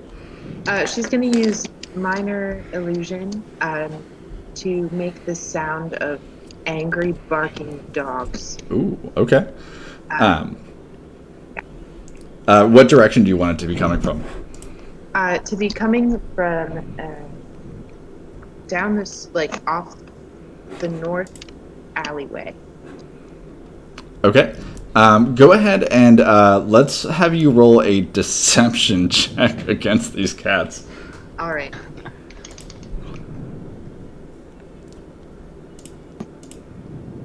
They mad. Did that not go through? I don't see a roll for you. Oh, set. That was a 19. That was a 19? Oh my god, okay. Yeah, that's more than enough. Each of these cats, you hear this like, "Roar!" And each of these four cats, they're like, their spines just kind of curl out, they like, and they like turn back. You said it was coming from behind them, right? Yeah. They kind of turn back. No, from the north end. I'm sorry, that was a miscommunication. Oh, okay, from the north end. So they like turn and they start hissing from the north end. And you said a 19, right? If you want me to roll it, though, I totally understand. I believe you if you roll it. Actually, you know what? Roll anyway. Let's just to make sure that we have like a standard consistency for this. So roll it in chat just so we can make sure. Yeah. It's gonna be like a 1 now. Oh my god. Okay. So each of the cats hisses as these barking sounds come from down the alley. And all four of them just start darting. Jean-Luc, if you want to take an opportunity attack to kick at this cat again, you can totally do so. Nah, I'm gonna let it run. Yeah, so each of these four cats just darts down the alley to get away from them. That's it. So the highest roll for the charisma save for the cat was a 13. The other one's got like a 4 and a 3. Okay, well that was the most unexciting fucking fight Got him. ever. Got him! Alright, nice job, Eva. Or Iris, Did rather. we level up from that combat experience? Yes, obviously you did. Congrats. You've done it. You did it. Okay, so you continue making your way down the alley, and you eventually this street, Zastro Street, kind of meets with the Way of the Dragon, and then instead just kind of veering off towards the northwest, connects up to Candle Lane. And as you make your way onto Candle Lane, the buildings on either side of it are so tall and so tightly packed together that the light touches the street only at certain parts of the day. And right now, it is very dark where you're standing. Gloom envelops the narrow alley, as dark as a dungeon and as odorous as one too. Nearly all the street lamps have been smashed on this alley, and the only light that pierces the darkness is this faint flickering from down the lane like a distant candle. It's coming from just one streetlight that's still intact, which seems to be kept alight almost by magic. And what you see as you kind of make your way down, with Wank kind of leading the charge here, you see a warehouse that's directly across the street from that lamp. And that lamp is illuminating a black winged snake, which is painted above the warehouse door's handle.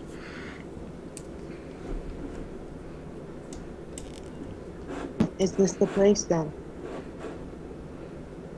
I believe, yeah, he mentioned a black winged snake in Xanthar's guild. Or no, what was it? Zentarum. Zentarum, yeah. Yeah, that's the other one. You're not sure what the sign of the Xanathar's guild is yet. Xantharum? Oh, no, it's a Zentarum. Xanathar's. The black winged snake, from what you've heard so far, is a Zentarum symbol. Yeah. Okay, so Wank. Before we I'm sorry, go ahead. One step further, though, she's just gonna. Iris is gonna spin to Seal, and look him just dead in the face and say, "You're following us? Yes. Explain yourself. We're a bunch of criminals, wanted by the law. What do you want with us?" Why'd you tell him that? He already knew. Yeah. I just like to keep tabs on criminals. They tend to disrupt things, so I might as well watch how it goes. I say, that's not exactly sitting well with me. We really know nothing about you. I know nothing about you, but I do know you're criminals. And I might as well just keep tabs on that shit. Might come handy.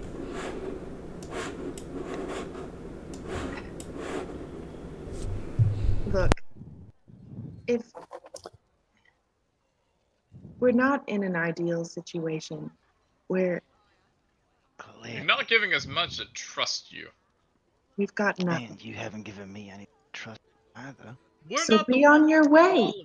It's like, we're not As far as I following know. you. The criminals, someone's killed someone. And I can forgive that, but the thing with charity work is that it tends to be impeded by criminals.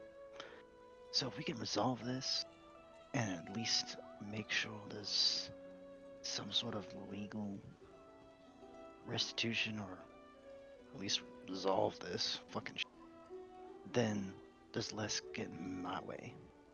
So I think it serves my interest to, Your interest is charity. yes, but you can't do charity work without getting your hands dirty. I believe that's quite the opposite definition of charity. Are you from Waterdeep? Do you know this place? Why, I'm not.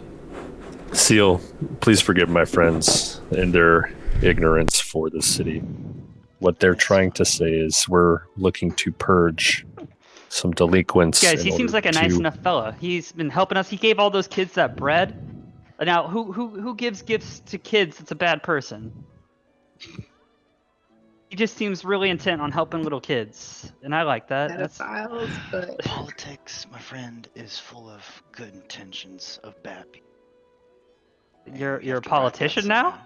No, but the politics of Waterdeep is pretty soiled, and the only way to combat that is by being true at the poor level, at the base level of the people.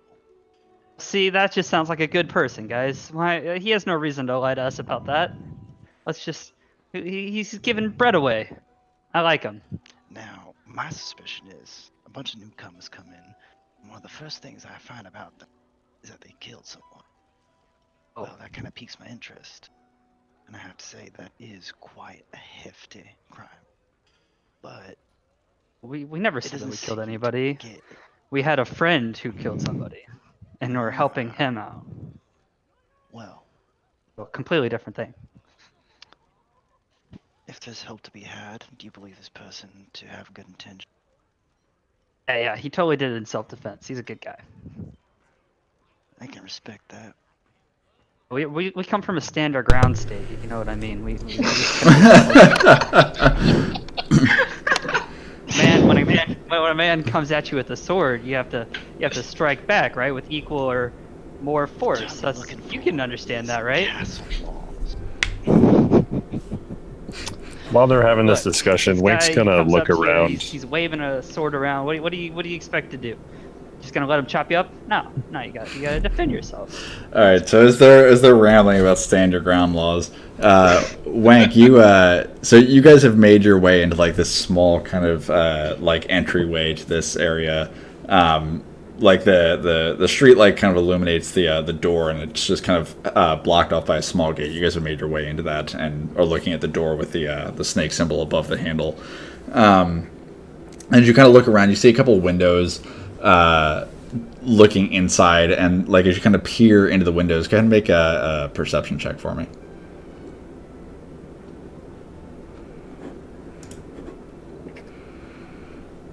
Wow. Okay.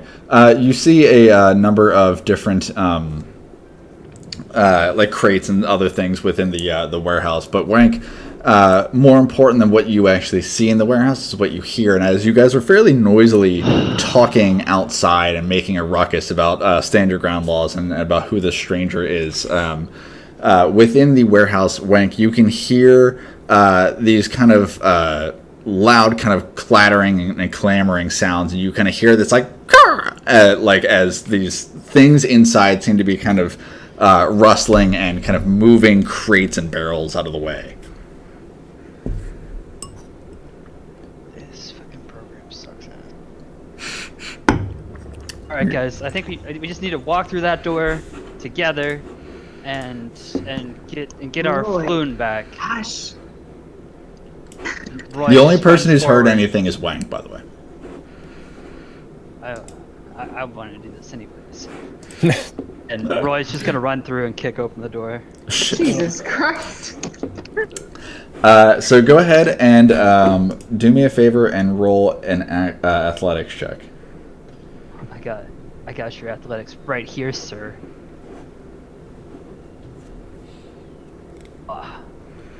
Oh, big Oh my god, boy. Roy, you walk up to this door and you like grab your maul for a second and you just kind of put it back and you're like, no, I got this. And you just take your boot and just slam it into the door. Both the doors just crash open. You hear this as it slams into the wall behind it. And you hear this like more like a sound from like within the middle of the warehouse. As you kind of kick it open, you can see from where you're standing, you can see a good chunk of the warehouse, and you can see that there's a set of stairs that leads upwards up to another floor, and you can see that this warehouse is fairly large. You see a number of crates and barrels, but you can only see like a part from where you're standing now. I'm gonna scream out and be like, "Floon!" Oh my god. No one responds. I'm like, oh, hi guys, I'm looking for the Zentaran. Do we see inside of this bin? Yeah. Everyone who's standing near Roy can see inside as he kicks open these doors wide open. These double doors just swing wide.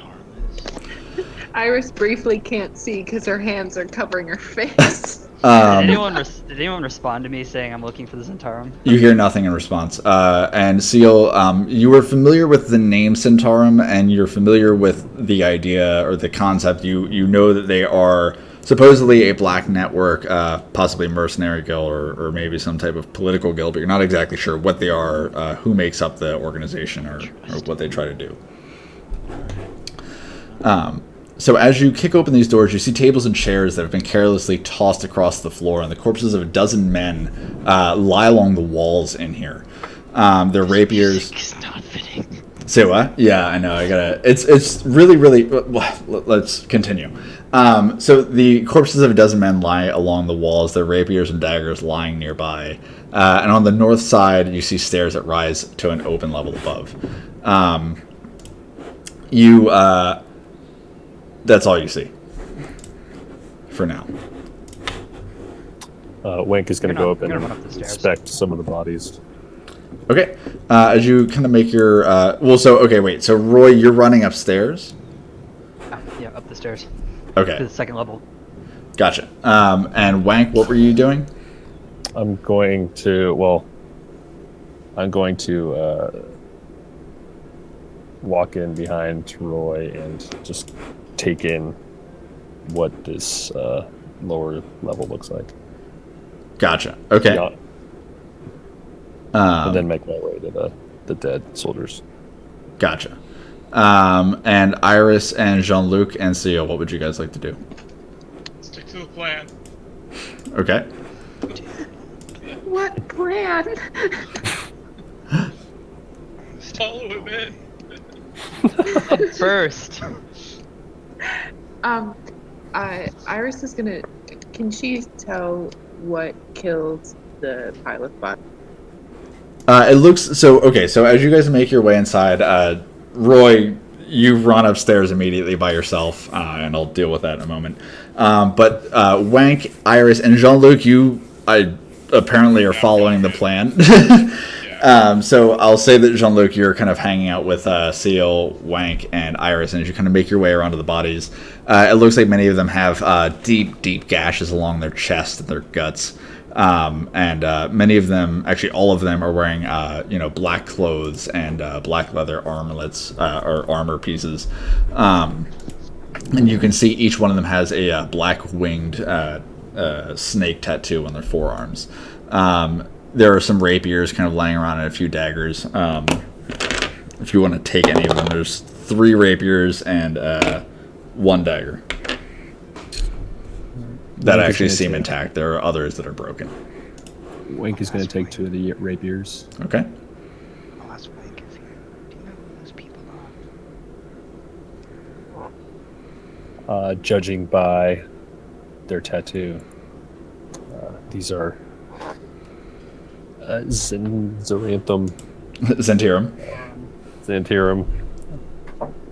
soldiers or mercenaries.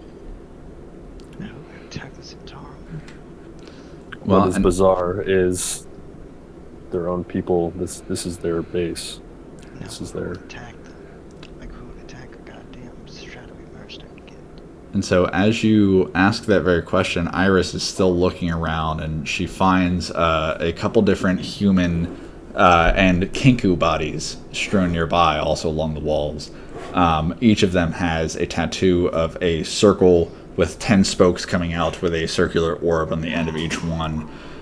Do I know that Xanathar's beholder? Do me a favor and roll a history check. All right.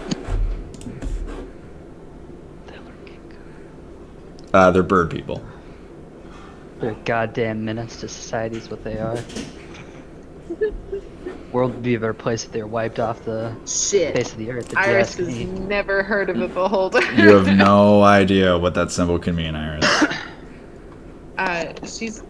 She'll nod up to the boys around her and say, there's different tattoos in here.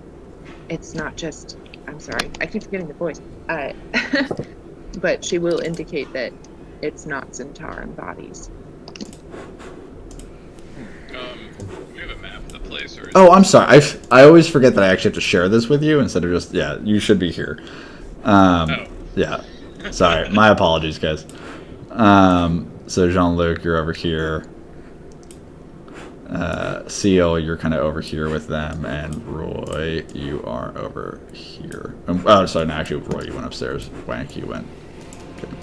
Is now this we better got- now we music? got good music. Yeah, it's much better. Perfect. Great. But Let's see if I can can skip Iris this. call over Wink and say, do you know this?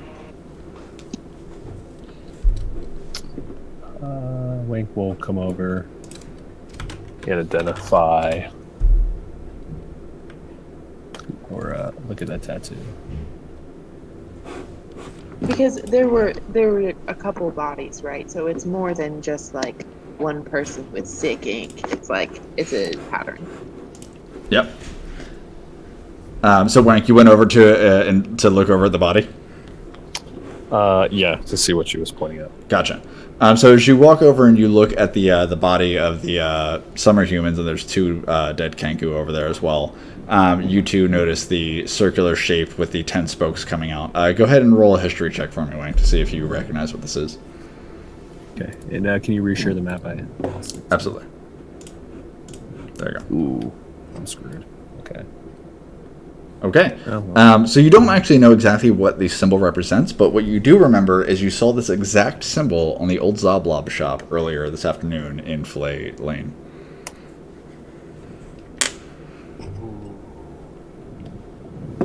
And as you are kind of talking about what this symbol means, I'm going to need each of you to go ahead and roll initiative as each of these hidden Kenku that were hiding behind some of the crates jump out with their weapons drawn, just kind of as they jump out at you and try to protect the knowledge of their fallen comrades. Yeah, I don't know what's going on in this program, but it's Crashing? It's fucked. Yeah, it's crashing nonstop. Are you downloading the modules? No, they've been downloaded already. Well, you need to maybe try clearing the cache then. So if you exit out of the Done that game. 3 times. Oh. Well. Sure. If it helps at all, like I noticed that you're playing on Steam, right? I have the program down. I downloaded the 32-bit program online. I don't know how that's set up, but I'm running it on Steam as well. Yeah, I'm running mine on Steam. We'll mess with it after we're done, Rog. I'm sorry that you're having issues tonight. But we'll figure it out before our next session. This is the learning curve that comes with new software. Okay, so as Roy, you're upstairs. You are kind of exploring, and I'm going to share a different map with you momentarily. But you're kind of exploring some of these upper areas, and the upper part of the warehouse that you're in is just a balcony that overlooks the lower portion, and you see these Kenku jump out with their weapons drawn, and they too each seem to have some strange symbol kind of on or as a tattoo or just kind of carving on their body, either on their arm or somewhere else. But Roy, you do not see from where you're standing the specific Kenku that you've been looking for. Why did they disappear? I off my map? assume I assume I recognize the Kenku from the one, like not recognize them individually, but the signs that they have on their bodies are the ones that mugged me. Yeah, you do recognize those as the ones as the sign for the ones that mugged you. I know it's Xanathar, Thieves Guild. Yeah. And where am I in comparison? You are upstairs. I mean, you are one moment. Yeah, like how far away is the balcony from them? So Am I, let's say directly you're above them, or am I like a ways away? you'd be like right about here from where you were walking and exploring by that point. So you're like if you like jump down at these are like you're about 15 feet up. So you could potentially jump down into some of the crates, which are about 5 feet tall. If you were trying to jump down, if you were going to run down, it's like 5, 10, 15, 20 feet, and then another 20 feet down. Can't see where I am relatively. Okay. I'm not showing up on the map, I guess is what I'm saying. Weird. Let me clear you out. So that said, while I fix you, Jean-Luc, you were the first to respond as these Kenku jump out. Actually, no, sorry. They jump out at you, and they get a surprise round on you guys. So the Kenku just take their entire turn to move towards you. One moment. No. One second. Where the heck did that just go? Is the map still up for you guys? Yeah. But I see myself now. Sorry, I'm crazy. I just didn't recognize my little guy. Gotcha. My map just disappeared as Rug reconnected, so I don't know what's happening. One moment. There we go. Okay. Layers. Snap to grid. Okay. So the first Kenku is going to move 10, 15. He's going to move over towards you, Seal, and he is going to take a swing at you. Actually, that should be Kenku 1, right? So, sorry, I'm still getting used to this. So the first one moves over towards you, Seal, and he's going to take a swing at you for sure. And he's got advantage on his attacks because it is a surprise round. So he takes out a short sword as he's running over towards you, and he swings at you. He hits you and he crits. He hits you for a total of 3 points of... Wait, that's not right. That's not damage. He hits you for a total of 14 points of damage, and you fall unconscious immediately. You don't have to worry about logging back in. The other Kenku standing right near you sees you go down, and he just pulls out his short bow and he aims it over at you, Jean-Luc. He sees you in the distance and he draws his bow back and looses it. You hear the thrum of the tight bowstring loose as it launches over at you, and he misses you. The arrow goes wide and it drives into the side of the wall where the staircase is, and he just kind of hides a little bit behind the barrel here, and it makes it a little bit harder to see him. He's got partial cover. The third Kenku moves up towards you, Jean-Luc, with his short sword drawn, and he takes a swing at you. And he has advantage because it is... Oh, actually, the first one should have had advantage too. Oops. He does hit you this time, and he manages to swing at you for 8 points of damage. As he swings his short sword at you, he swings it at your back and drives it through your armor and into your flesh, hitting you for 8 points of damage. Go ahead and subtract that off your character sheet since I forgot to have him target you.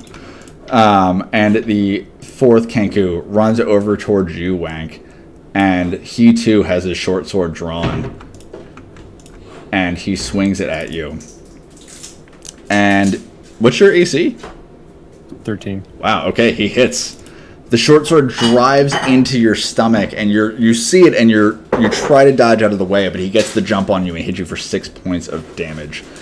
And with that said, surprise round is over. Jean-Luc, it is your turn. What would you like to do? Actually, before we go, I have a reaction Okay. spell. Cool. Hellish Rebuke. Okay. Okay, I don't actually know how to cast. Okay, so let me see your character sheet. So, in your character sheet, it should be under no, skills, no, actions. There we go. Okay, so you see Hellish Rebuke in there. So we're going to change your the mode. You'll see that on the bottom left.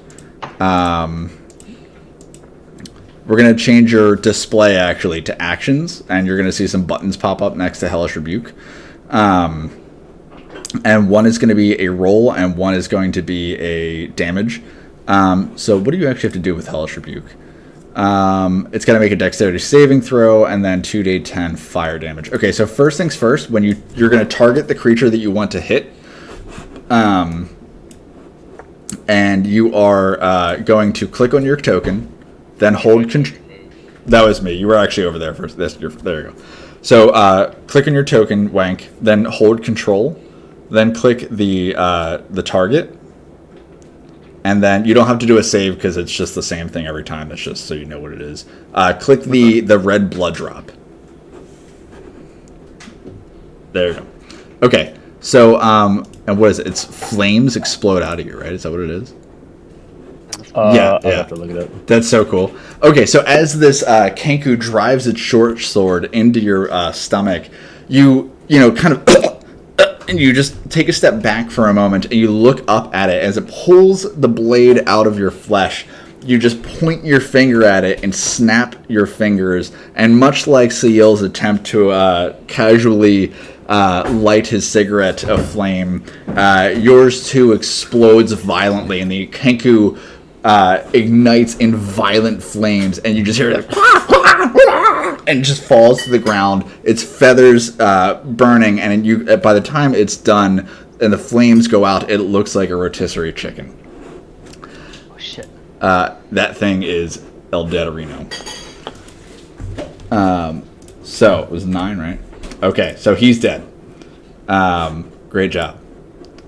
So, Random question: is there a turn tracker on this? there is. So on the top right-hand side of your screen, you should see a couple smaller buttons. Do you see two swords that are combat crossed? Yeah. Yeah. I got you. So on that, do you see like your characters and then the enemy as well? Yeah. Okay, yeah. perfect, good. Because mine's a little bit different from yours since it gives me more information, so I wasn't sure what you saw. It's in Okay. order, and it tells me that they're healthy. Do you want us to see that? It doesn't tell us the exact HP. Yeah, I think that's fine. I think that's more or less what I wanted you to know in the prior campaign was like about like if they were healthy or if they were damaged. So, okay, Jean-Luc, it's your turn. What would you like to do? You just see Wank snap his fingers, and you see this hellfire ignite this bird-like creature, and you see it go down on the ground in front of you. Well, I'm gonna use my short sword and swing at the Kenku that's swung at me. Okay. So go ahead and so click your character token, then click the token that you want to attack, and then roll for attack. Oh shit. Oh my god. That crypto. So go ahead. So you drive your blade into this. Go ahead and roll for damage. 13. Oh, okay. So Jean-Luc, how do you want to do it? I just hack him, just like from like shoulder, like just diagonally across, Okay. and with much bravado. With this epic battle music playing in the background, you take your blade and you slash through this Kenku before it even has the chance to react. You just hear it go, and it falls to the ground as you kind of laugh and just draw out its final breath. Wank, it is your official turn. What would you like to do? Oh, sorry, what, Jean-Luc? To move You can move. I apologize. and take cover behind the trees. Okay. Wank, it's your turn. Seeing Jean-Luc devastate that piece of shit, Wank's gonna turn and eye this guy that's trying to hide in the corner and use Eldritch Blast. Okay. So go ahead and remember, click your token, then control click the token that you want to attack, and then roll for attack.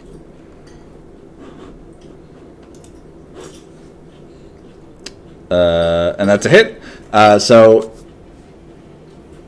Okay, so you just kind of, your hand extends for a moment, and you see this crackling black and green energy for a moment, and it begins to kind of morph and fold into this quasi-circular orb. As you loose it, this ball of green and black force just explodes out of your hand and launches across the room. The Kenku kind of looks at you for a second as this ball of energy is traveling towards it. It goes, and it gets crushed in the face. You hear this sickening snap as its beak actually cracks. You can see a line just kind of spiderweb up its beak, and you just see it kind of turn, just kind of looks back at you, and you can see part of its beak snap off and fall to the floor. Anything else with your turn? No, that's it. Okay. It is the Kenku's turn. Sayil, with you down, this Kenku takes out its blade, and it's going to swing at you. So it's within 5 feet, so... Okay, that's a hit. So, Sayil, you get struck in the shoulder with this Kenku's blade as it hits you, and you automatically fail 2 of your death saving throws, and that's going to end its turn. Dead. Say what? I'm already dead. No, you should be at you should have 2 fails right now for saving throws. It hit me at 14, right? Say what? It hit me for 14, right? That doesn't matter when you're done. That like extreme damage only applies if you're like currently alive, and it hits you for twice your total health. When you're down, if they hit you, it. Say what? The first hit was 14. My whole health is 7. Oh, your total health was 7. Yeah, you're dead. Oh shit. Okay, well, unfortunately, he attacked your dead corpse, and you are still very dead. The second Kenku takes a look at you and just kind of spits on the ground near you, and it runs over towards you, Jean-Luc, since you were the one who just did the most damage, seeing you as the largest threat. Actually, wait, how many left are there? Actually, no, I'm sorry. Say what? Did Rogers rage quit? No, he's here. Yep. No, he left. No, he did. He He He absolutely definitely left. left. Oh, poor Rug. Well, Oh man. okay. So both of the Kenku, after seeing their 2 allies go down, are just going to like throw their weapons down, and they're just going to just start like they get on their knees and they just hands up. So we're out of combat. Beautiful. Wanted them to stay alive. And so Roy's gonna see this, and he's literally just gonna jump off the balcony. Roy! He's gonna be like, Kenku! And yeah, no, he's gonna jump down to the nearest one and be like, "Where's my egg?" And he's just gonna like shake it. Okay, so there we go. Sorry, I was trying to change the music now that we were out of combat. Okay, so Is there one that he's facing that Roy is specifically shouting at? This one. okay, so you see Roy just kind of hop over the railing of the balcony above, and he falls down in the crate. Roy, go ahead and make an acrobatics check for me to see if you land on this safely.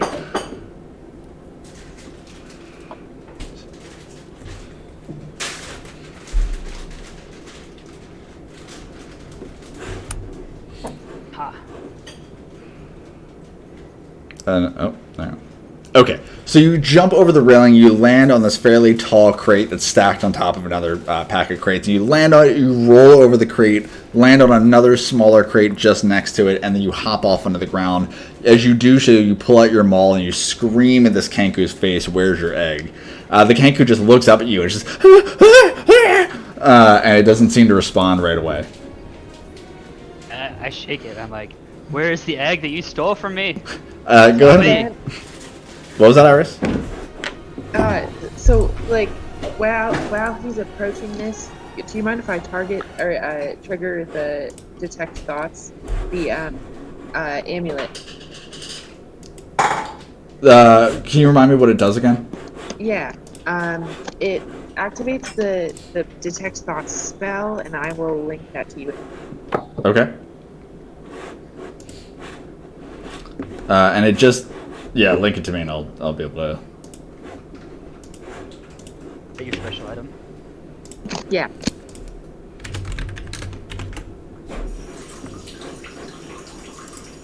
Sorry, I didn't want you to get like super far. That wasn't gonna kill him. I was just gonna shake it. Iris, I don't see anything that you've linked. It's saying only records which you own can be shared, and I'm linking from the spells library. So Interesting. SON. Okay, so it's detect thoughts, right? Yeah. So in 1 second. 5 and then. About this music though.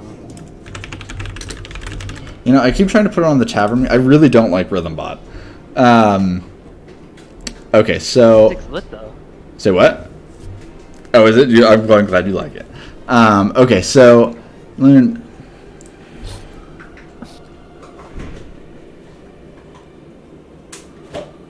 What's most. Okay, perfect. Okay, so Eva, as you pull out this medallion, is there anything that you do with it, or do you just kind of pull it out and like hold it in your hand? Or Iris, rather. Does it take anything to trigger? If she's cradling it. Well, it requires verbal, somatic, and material components. So. This because it's an item. We'll talk about it later. She mutters to herself, and cups it in one hand. Okay. So you each see as Roy is like yelling at this like trembling bird in front of him. Iris just kind of steps up and she's got this strange medallion in her hand and she starts muttering under her breath.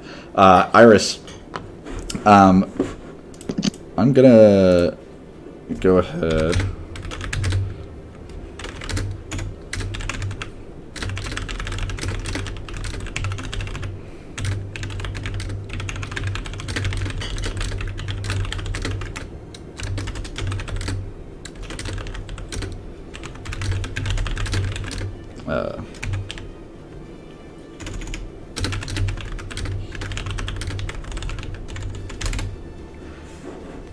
That's what you hear in his head.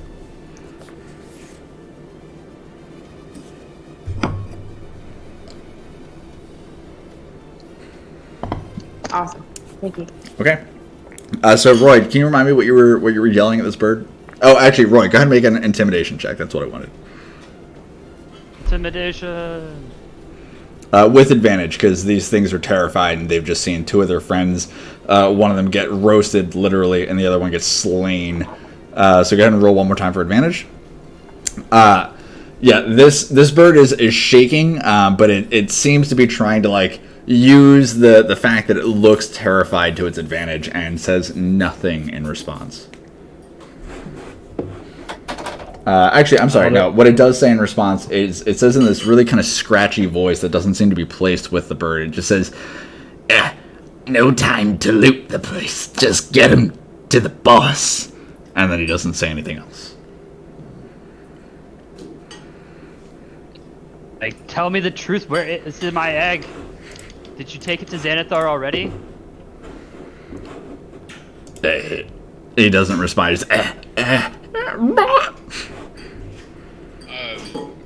is there any point of leaving these guys alive? I mean, with the way that the laws are structured in this place, we're almost at a disadvantage leaving them alive.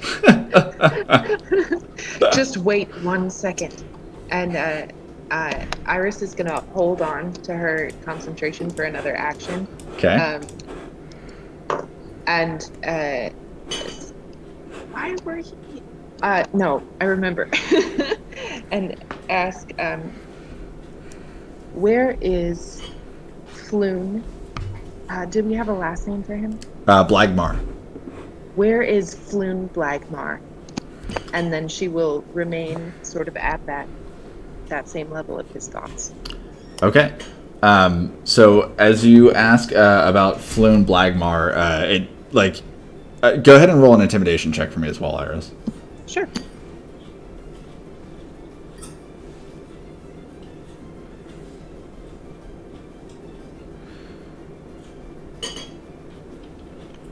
Yeah, okay, so it just repeats, it just says, "No time to loot the place, just get him to the boss." And what you can hear in his head is it has no idea who Floon is. And you hear that the only person that they've even seen recently is Renair Neverember. Sorry, I should have whispered that, but... Whoops. It's okay. No, she'll come out and say it. And where was the last time? She'll let go of the.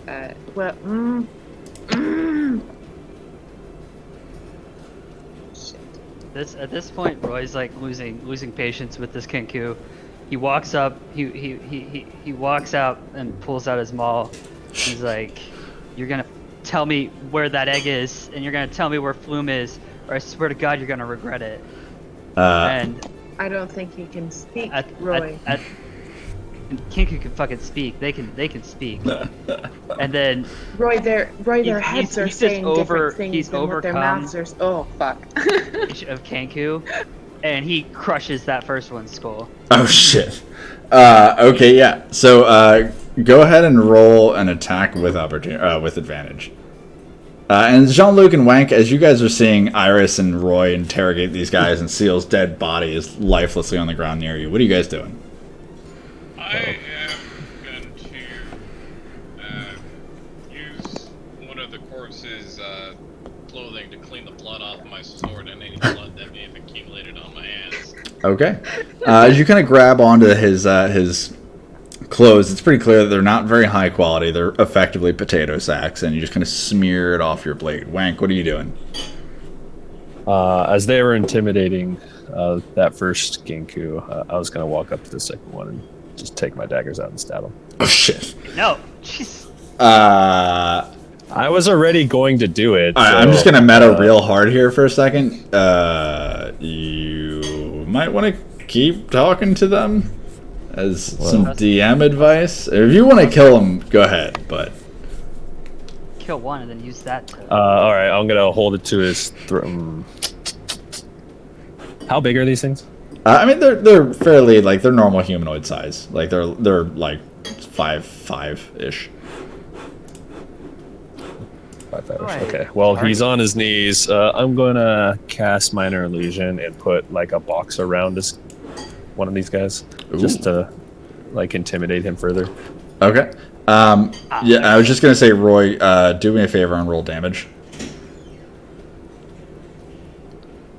Oh, my God. So what you see is as, Wank is standing there, he kind of is folding his hands over and over again. You see this immaterial black box start to form around one of the Kenku. You hear it go, wah, wah, wah, and it just, this box forms around it. And you hear it just squawking furiously.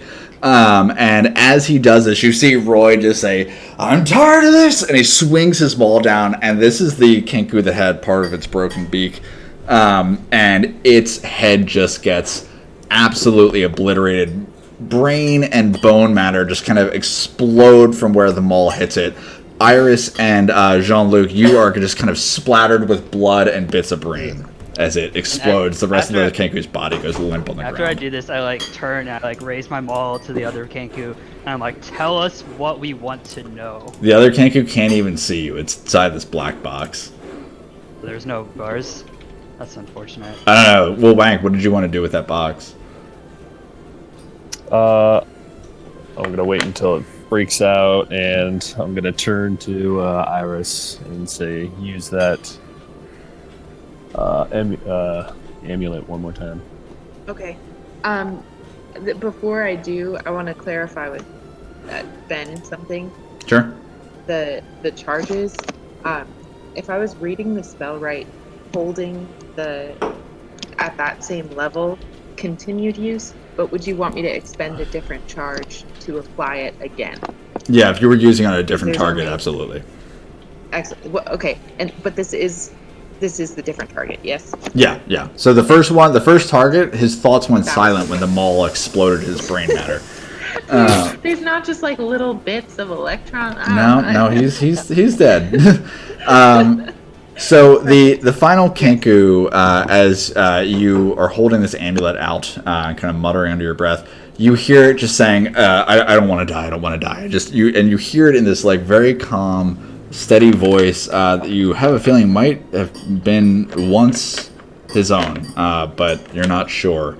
And you hear it say, "I'll tell them anything they want. Just let me out of this box." Okay. She will approach the box and just get close so that her real voice is very clear, and say, "If you make no action towards us, we will not harm you.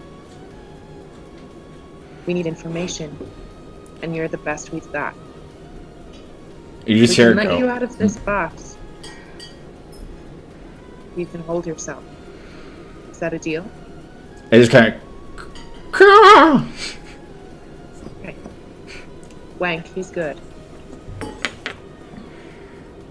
All right. Before I release the illusion, I'm going to take my dagger and stab him in the butt gently, just to freak him out. Again, roll for attack Oh my god. with advantage, obviously, because like he doesn't see it coming.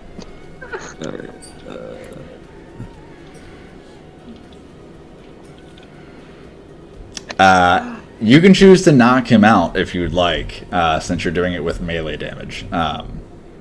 Actually, Roy, you went out of your way to actually like crush his head, so that wouldn't have worked. But yeah, you can choose to knock him out if you'd like, Wank. I don't want to knock him out. I just kind of want to knock sense into him, and I'm going to release the I don't box. want to kill him either, to be clear. Correct. He's saying you can either kill him or knock him out. Yeah. How much damage you Yeah, do. the amount of damage you did is enough to kill him. When you do that with a melee weapon, you can choose to kill them or you can choose to knock them out. I'll knock him out.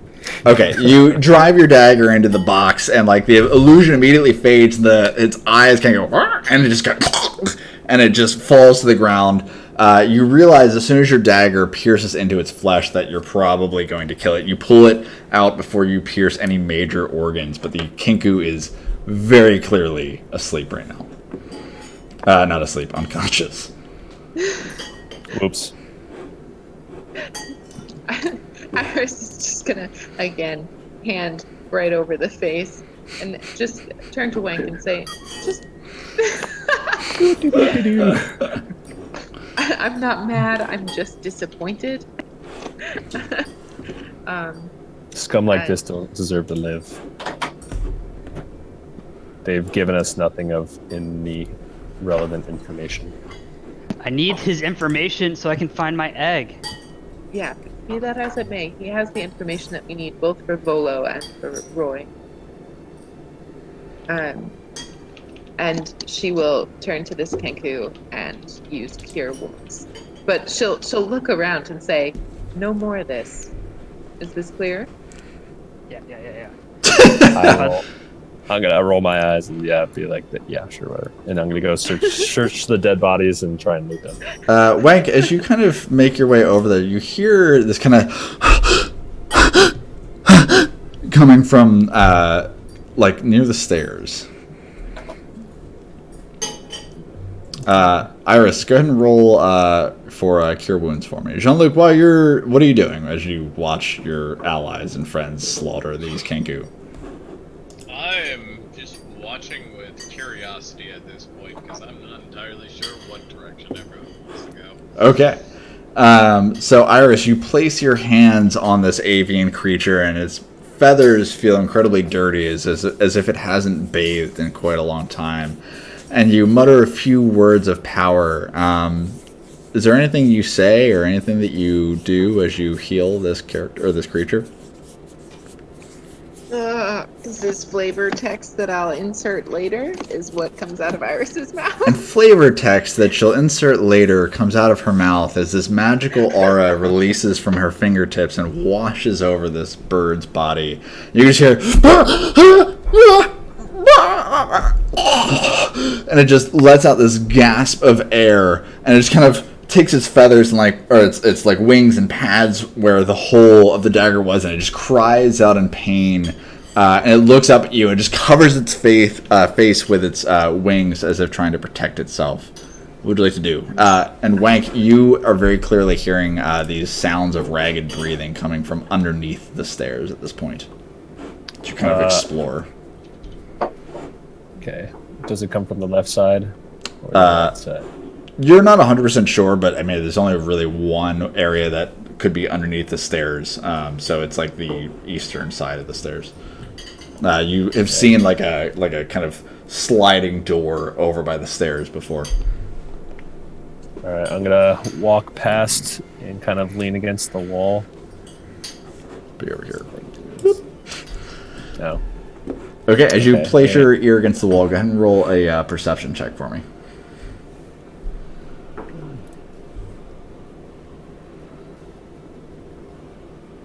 You hear heavy breathing and like the rustling of what sounds to be like some type of plastic or nylon tarp.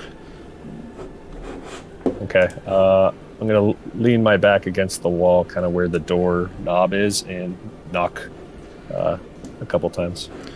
As you knock on the door, you hear like the tarp kind of, and then it just freezes as if terrified and stiff, and the breathing stops entirely. I know you're in there. No response. All right. Being on the wall and knowing that if I open that door, he's not going to be able to jump out and attack me. But I will get my dagger ready if he tries to jump out and attack. I'm going to open the door. Okay. So as you're opening the door, like while you're doing this, Iris, Roy, Jean-Luc, what are you doing? We woke up the Kenku, right? Yeah, the Kenku's awake. It's terrified. So Iris will look him in the face and just be like, "Now you know what we're capable of." And just like playing it off like she intended it the whole time. it just shakes its head violently. Jean-Luc, you were doing something? Yeah, I'm gonna go to Seal's body and see if I can find anything on his body that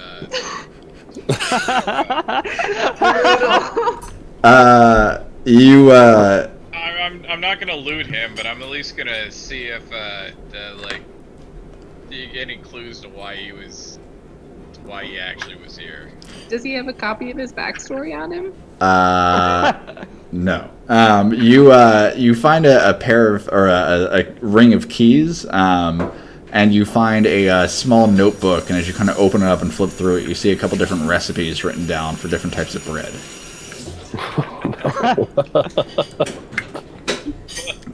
Poor Seal. Okay. Any coin purse? I'm sorry. What? Oh, Coin purse. yeah, he has a coin purse with 10 gold in it. Alright, I'm taking that. Okay. Jean-Luc is apparently a horrible, horrible person. Okay, so... Well, I'm not gonna bury him with it. Yeah, why would we bury him with that? I almost wonder if you took his body to the Spires in the morning, if they'd be able to help him all. Okay, so Roy and Iris, you have this... Probably couldn't do it in the time limit required. Okay, so this terrified Kenku is in front of you, Roy. You have the feeling that it would probably tell you anything you want to know at this point. It is done fighting. Alright, and I squat down and look at it in the eyes. I'm like, tell me what you did with my egg. It looks up at you, and it just says, in this deep, monotone voice, and it just says, "Follow Shakti, the god. Find the boy, recover the egg, bring it to the sewers." Iris is gonna turn to Roy and say, "Shakti is the man who ran the heist for your egg. His friend told me his name." Heist? The guy who stole it from me. That bastard! Yes. I'm like, okay. Now hold it together. He has more he can give us. And I look at him. I'm like, tell me what you know about the. About the what? Neverember. Raynar. Oh, about Raynar Neverember? So it says in a thin, nasally voice, it just says, "Tie up the pretty boy in the back room. Follow the yellow signs in the sewers." And that's all it says. And Wank, as you slide open the door, the room in here is incredibly cramped, and it smells strongly of sour fish and vinegar. You see discarded robes and canvas tarps that are kind of scattered all over this small, like 5x10 room. You see splintered wood of smashed barrels, and you see this man who's just kind of like attempting to hide amongst some of the clutter. And you see some ropes that he's apparently slipped out of. And he's breathing heavily, and you can see him sweating. He's dirty, he's terrified. And he's clearly unarmed. He's marred by grime, and he smells of rancid pickled herring. Let me give you some vision.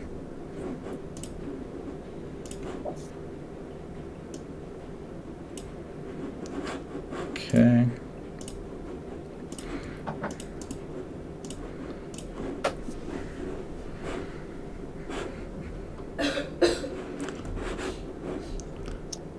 Hey, Raynar, you piece of... Oh, sorry, Raynar, you piece of shit, get out of here. And he's like cowering kind of under these boxes. He's just, "There's no Raynar here. There's no one here, I promise. There's a bunch of tarps and boxes." Kind of like holds the tarp over his head as he says this. As he does that, I'm gonna go ahead and kick my foot through the tarp and kind of shove him against the wall. You shove your foot into the tarp. You kick him square in the gut. He goes, all right. Sorry. All right. And he stands up kind of cautiously. Please, just don't kill me. And he puts his hands up. He's clearly got no weapons, and he's clearly terrified. He slowly and cautiously walks towards you and out of this storage closet under the stairs. And he just kind of gets down on his knees and please, I'll do anything. And you can hear him when he talks, despite my garbage accent. He speaks with an incredibly noble articulation. It's very clear that he's had a noble upbringing. All right, I'm gonna get down to his level, look him in the face, and say, "What the fuck happened here?" I don't know. I was just walking my friend home, and 5 men captured us and beat us and dragged us here. I don't know how long I've been here, and then there were sounds of struggle and people were screaming and dying, and then I heard these birds, and somebody said take him to the sewers and bring him to Xanathar, and then Floon has been gone, and they kept saying my name. I think they mistook him for me. I don't know. Just please don't kill me. I think the Zentarum captured me, and the Xanathar's guild, they've been fighting with them, and I think they came and tried to take me and took my friend instead.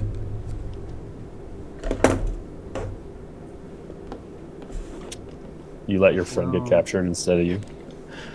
And he just breaks down in tears as you say, I didn't mean to. So you guys see Wank pull this guy out. Do we recognize him? You don't recognize him off the top of your head. And Wank, you also have no idea who this man is, by the way. Actually, no, Wank, you actually would. I apologize. I walk over to Wank and say, "Who is this man?" This is Renard, Never Ember. And so I recall from earlier that was the governor's son. Yeah. The Open Lord. He was also with Floon when Floon was taken. Yes, we are looking for Floon, but we also could use your help as well. He looks up at you. He says, he kind of like wipes tears off his face. Some of the grime smears on his cheek, and he looks up at you and says, "You're looking for Floon." Oh, thank God. Thank the gods. And he stands up and he says, "Right. How can I help?" Well, see, we've gotten to a scuffle with these Xanathar people. Or, sorry, it is... Zentarum. Zentarum. They need to start with something other than Z. Well, so it's Zentarum, and then the Kenku that you just fought were from the Xanathar's guild. Okay. Oh, Z and then X, yeah. But they still have the same Z sound. In our adventures to get back Floon, we may have killed some of the Xanthars and the Zentharum.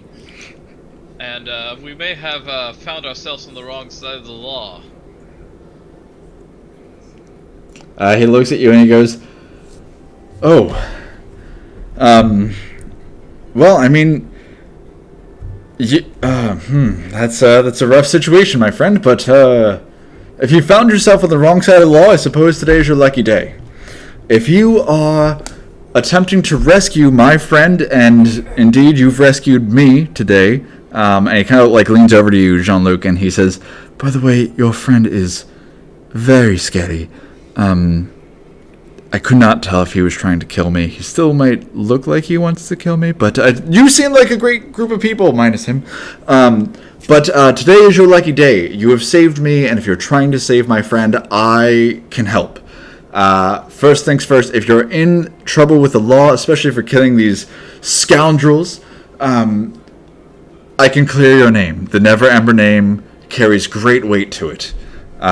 We can take care of this." That sounds fantastic.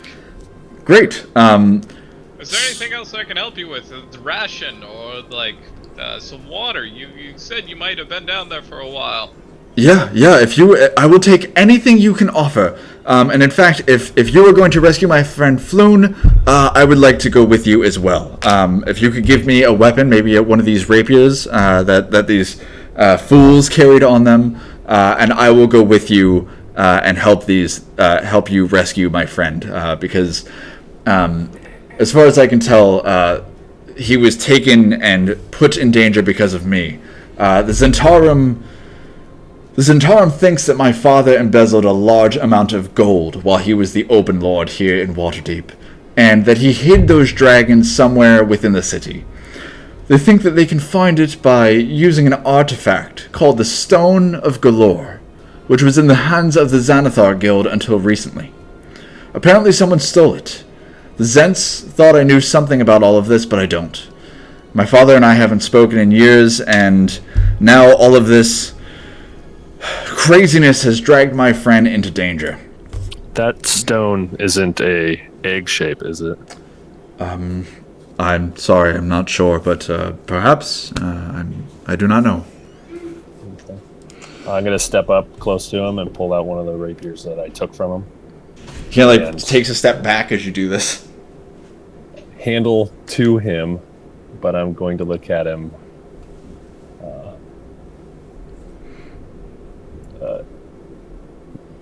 mysteriously, I guess, intimidatingly. Thank you. There's the word. Okay. He looks at you right in the eye, and he slowly and cautiously reaches over and grabs the handle of the rapier, and he says, "Right. Thank you. What are your names, adventurers?" Oh, you have not Roy. heard of me. You must have been down there for a long time. I am Jean-Luc. And he goes, "Right. Yes, I believe I have heard of you." He looks over at you, Wang, and goes, "I've never heard of him." And you, what is your name? The name's Turner. Nice to meet you, Turner, Jean-Luc, and your friends that are... And he looks over at the Kenko on the ground, and he pulls out his blade, he goes, "Are you done with him? May I?" And he, holds the rapier towards the bird. Whoa there, buddy. And she looks to Roy. Wait, hold on. Has she overheard his name? You have. You all hear him speaking. He's talking in a normal volume. Yeah, right. Okay. So that sort of clears up the other half of the issues. Okay, and he's still pointing the rapier at the bird. "May I? Can I kill him? I mean, this piece of shit," he spits on the ground, "has taken my friend and caused me to stay in that pickled herring bullshit room for 3 days." I don't know if he's fully in control of his own actions. You hear the different voices he's speaking in. They're not his own. He looks at you and goes, Oh, my child, you clearly don't know what Kenku are. No, their race is cursed. They were cursed for being pieces of shit. They have lost the ability to speak in their own voice. They can only All mimic. deserve to die. That may be too harsh, but this one certainly does. Bane of As he says that, I'm going to hand him my light crossbow and load it up and let him fire. He grabs it, kind of rolls it in his hands for it. Nice. And he shoots it. The crossbow bolt goes right over your shoulder, Jean-Luc. Your ear kind of rings for a second with the violent thrum of this crossbow string. It soars right into its head, and the Kenku just... and it falls back and exhales its last deep breath. Blood yet again splatters over you, Iris, and over you, Roy. And as this happened, you hear these footsteps kind of, and you hear this voice that, "Nobody move, city guard!" And multiple bodies, at least 10 or more, flood into the front doors, and that is where we will end our session. God damn it, city guard. Okay, well, great job, guys. Made friends with that guy. Yeah. Good call. So great session. As we wrap up, is there anything else that you guys want to like do, or do you have any questions? Can we have a moment of silence for Gunna Deals and Doug's like one and only session? Yeah. Do we? Okay, so I want to know. I kind of want to know the resurrection rules, but also he gave us nothing. He gave us absolutely no reason to keep him around. I mean, It's got to be like 3 minutes. We're not getting anywhere to resurrect. yeah, no, that's the resurrection rules won't work with that. We've already spent more than 3 minutes fighting and talking. I'm pretty sure. Right. Yeah, no, you definitely have. There's some pretty powerful shit that can bring him back, but like, But it's we're talking expensive. real Yep. fucking powerful. Yeah, exactly. I would be willing to like let it slide and do like a homebrew thing, like if you brought him to the Spires of the Morning kind of thing, and because like it is just like he just joined and that feels really bad, especially And where like like a crit, just like a crit backstab. Just Yeah. in one shot. yeah, like that feels really bad.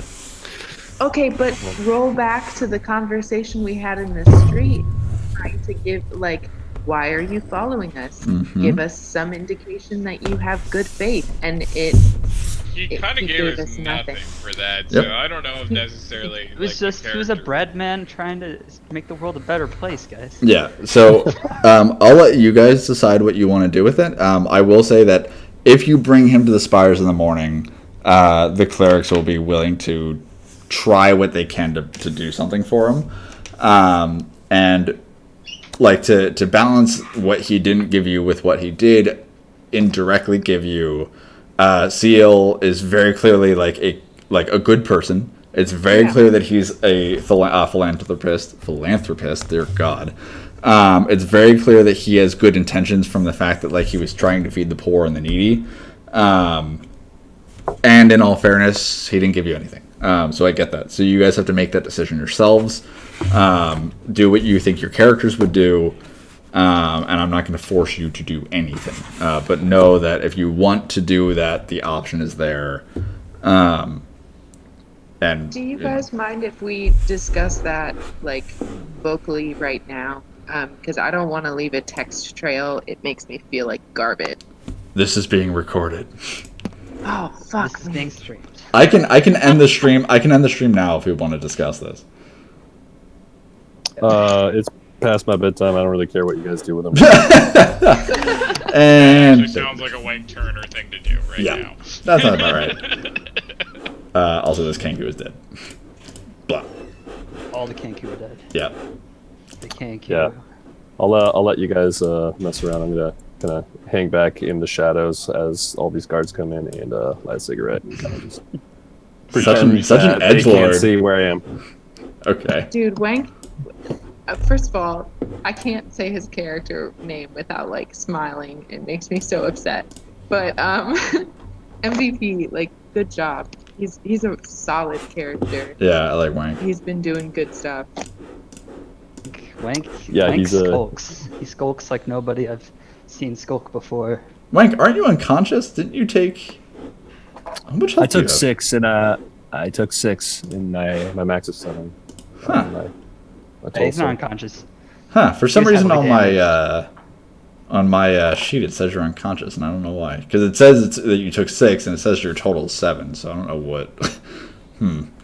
Weird. So Wait, It was Jeff, do you have 6 to go or? Yeah, I gotta jump off. Wait, hold on, wait. Before you go, you're a warlock, right? So what's your hit Yeah. point die for that? It should be like D8, 10, but right? I didn't ever roll for it. Yeah, you should have more than 7 for your total Yeah, you should level have. 1. Well, Plus yeah, it my should be 10. Constitution. Yeah, I didn't roll for it. That's kind of what I was. Yeah, gonna your do. total Well, should no, be his hit die 10. is 1d8, so he should have 8. No, it's it's Plus my 1d8 plus his Constitution con. modifier. Oh, Yeah, plus so it his should be 10. Constitution. Yeah. I'm fixing it for you.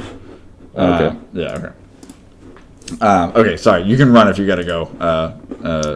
Not Wang, Jeff. Just a heads up, I'm not going to be able to play the 23rd. It's just Okay. too close to Christmas. I'm going to be on a beach, ignoring That sounds. Don't really worry, we'll record it so you can watch it. You're gonna miss the Christmas session, man. Well, Hawaii has a priority, I guess. Yeah, I don't know about that, but all right, fair enough. All right, well, Jeff, have a good trip, man.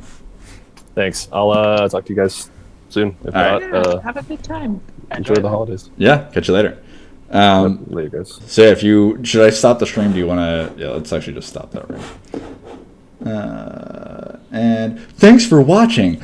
Make sure you go ahead and smash that subscribe button and stuff. We'll Okay, smash bye. it for- Yeah, smash that subscribe for Roy. button. And Like Roy smashed that skull. I should add as a following note for anyone watching, that's our players, obviously.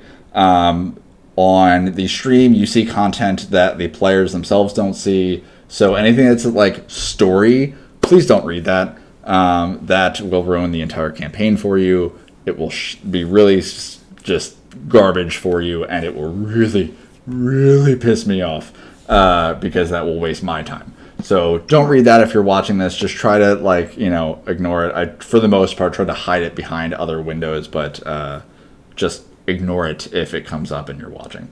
You gotta get that dual monitor set up. I do have dual monitors, but Fantasy Grounds is only in one window, and I can't bring them out of that window as far as I know. You might be able to, and I'm not aware yet, but I don't know. I wouldn't know. I haven't tried. Yeah, I don't know. But anyway, I'm closing out the stream, so thanks for watching. Go ahead and smash that subscribe button, something about the whiteboard and like the spinny wheel thing, and give me money in my Patreon account.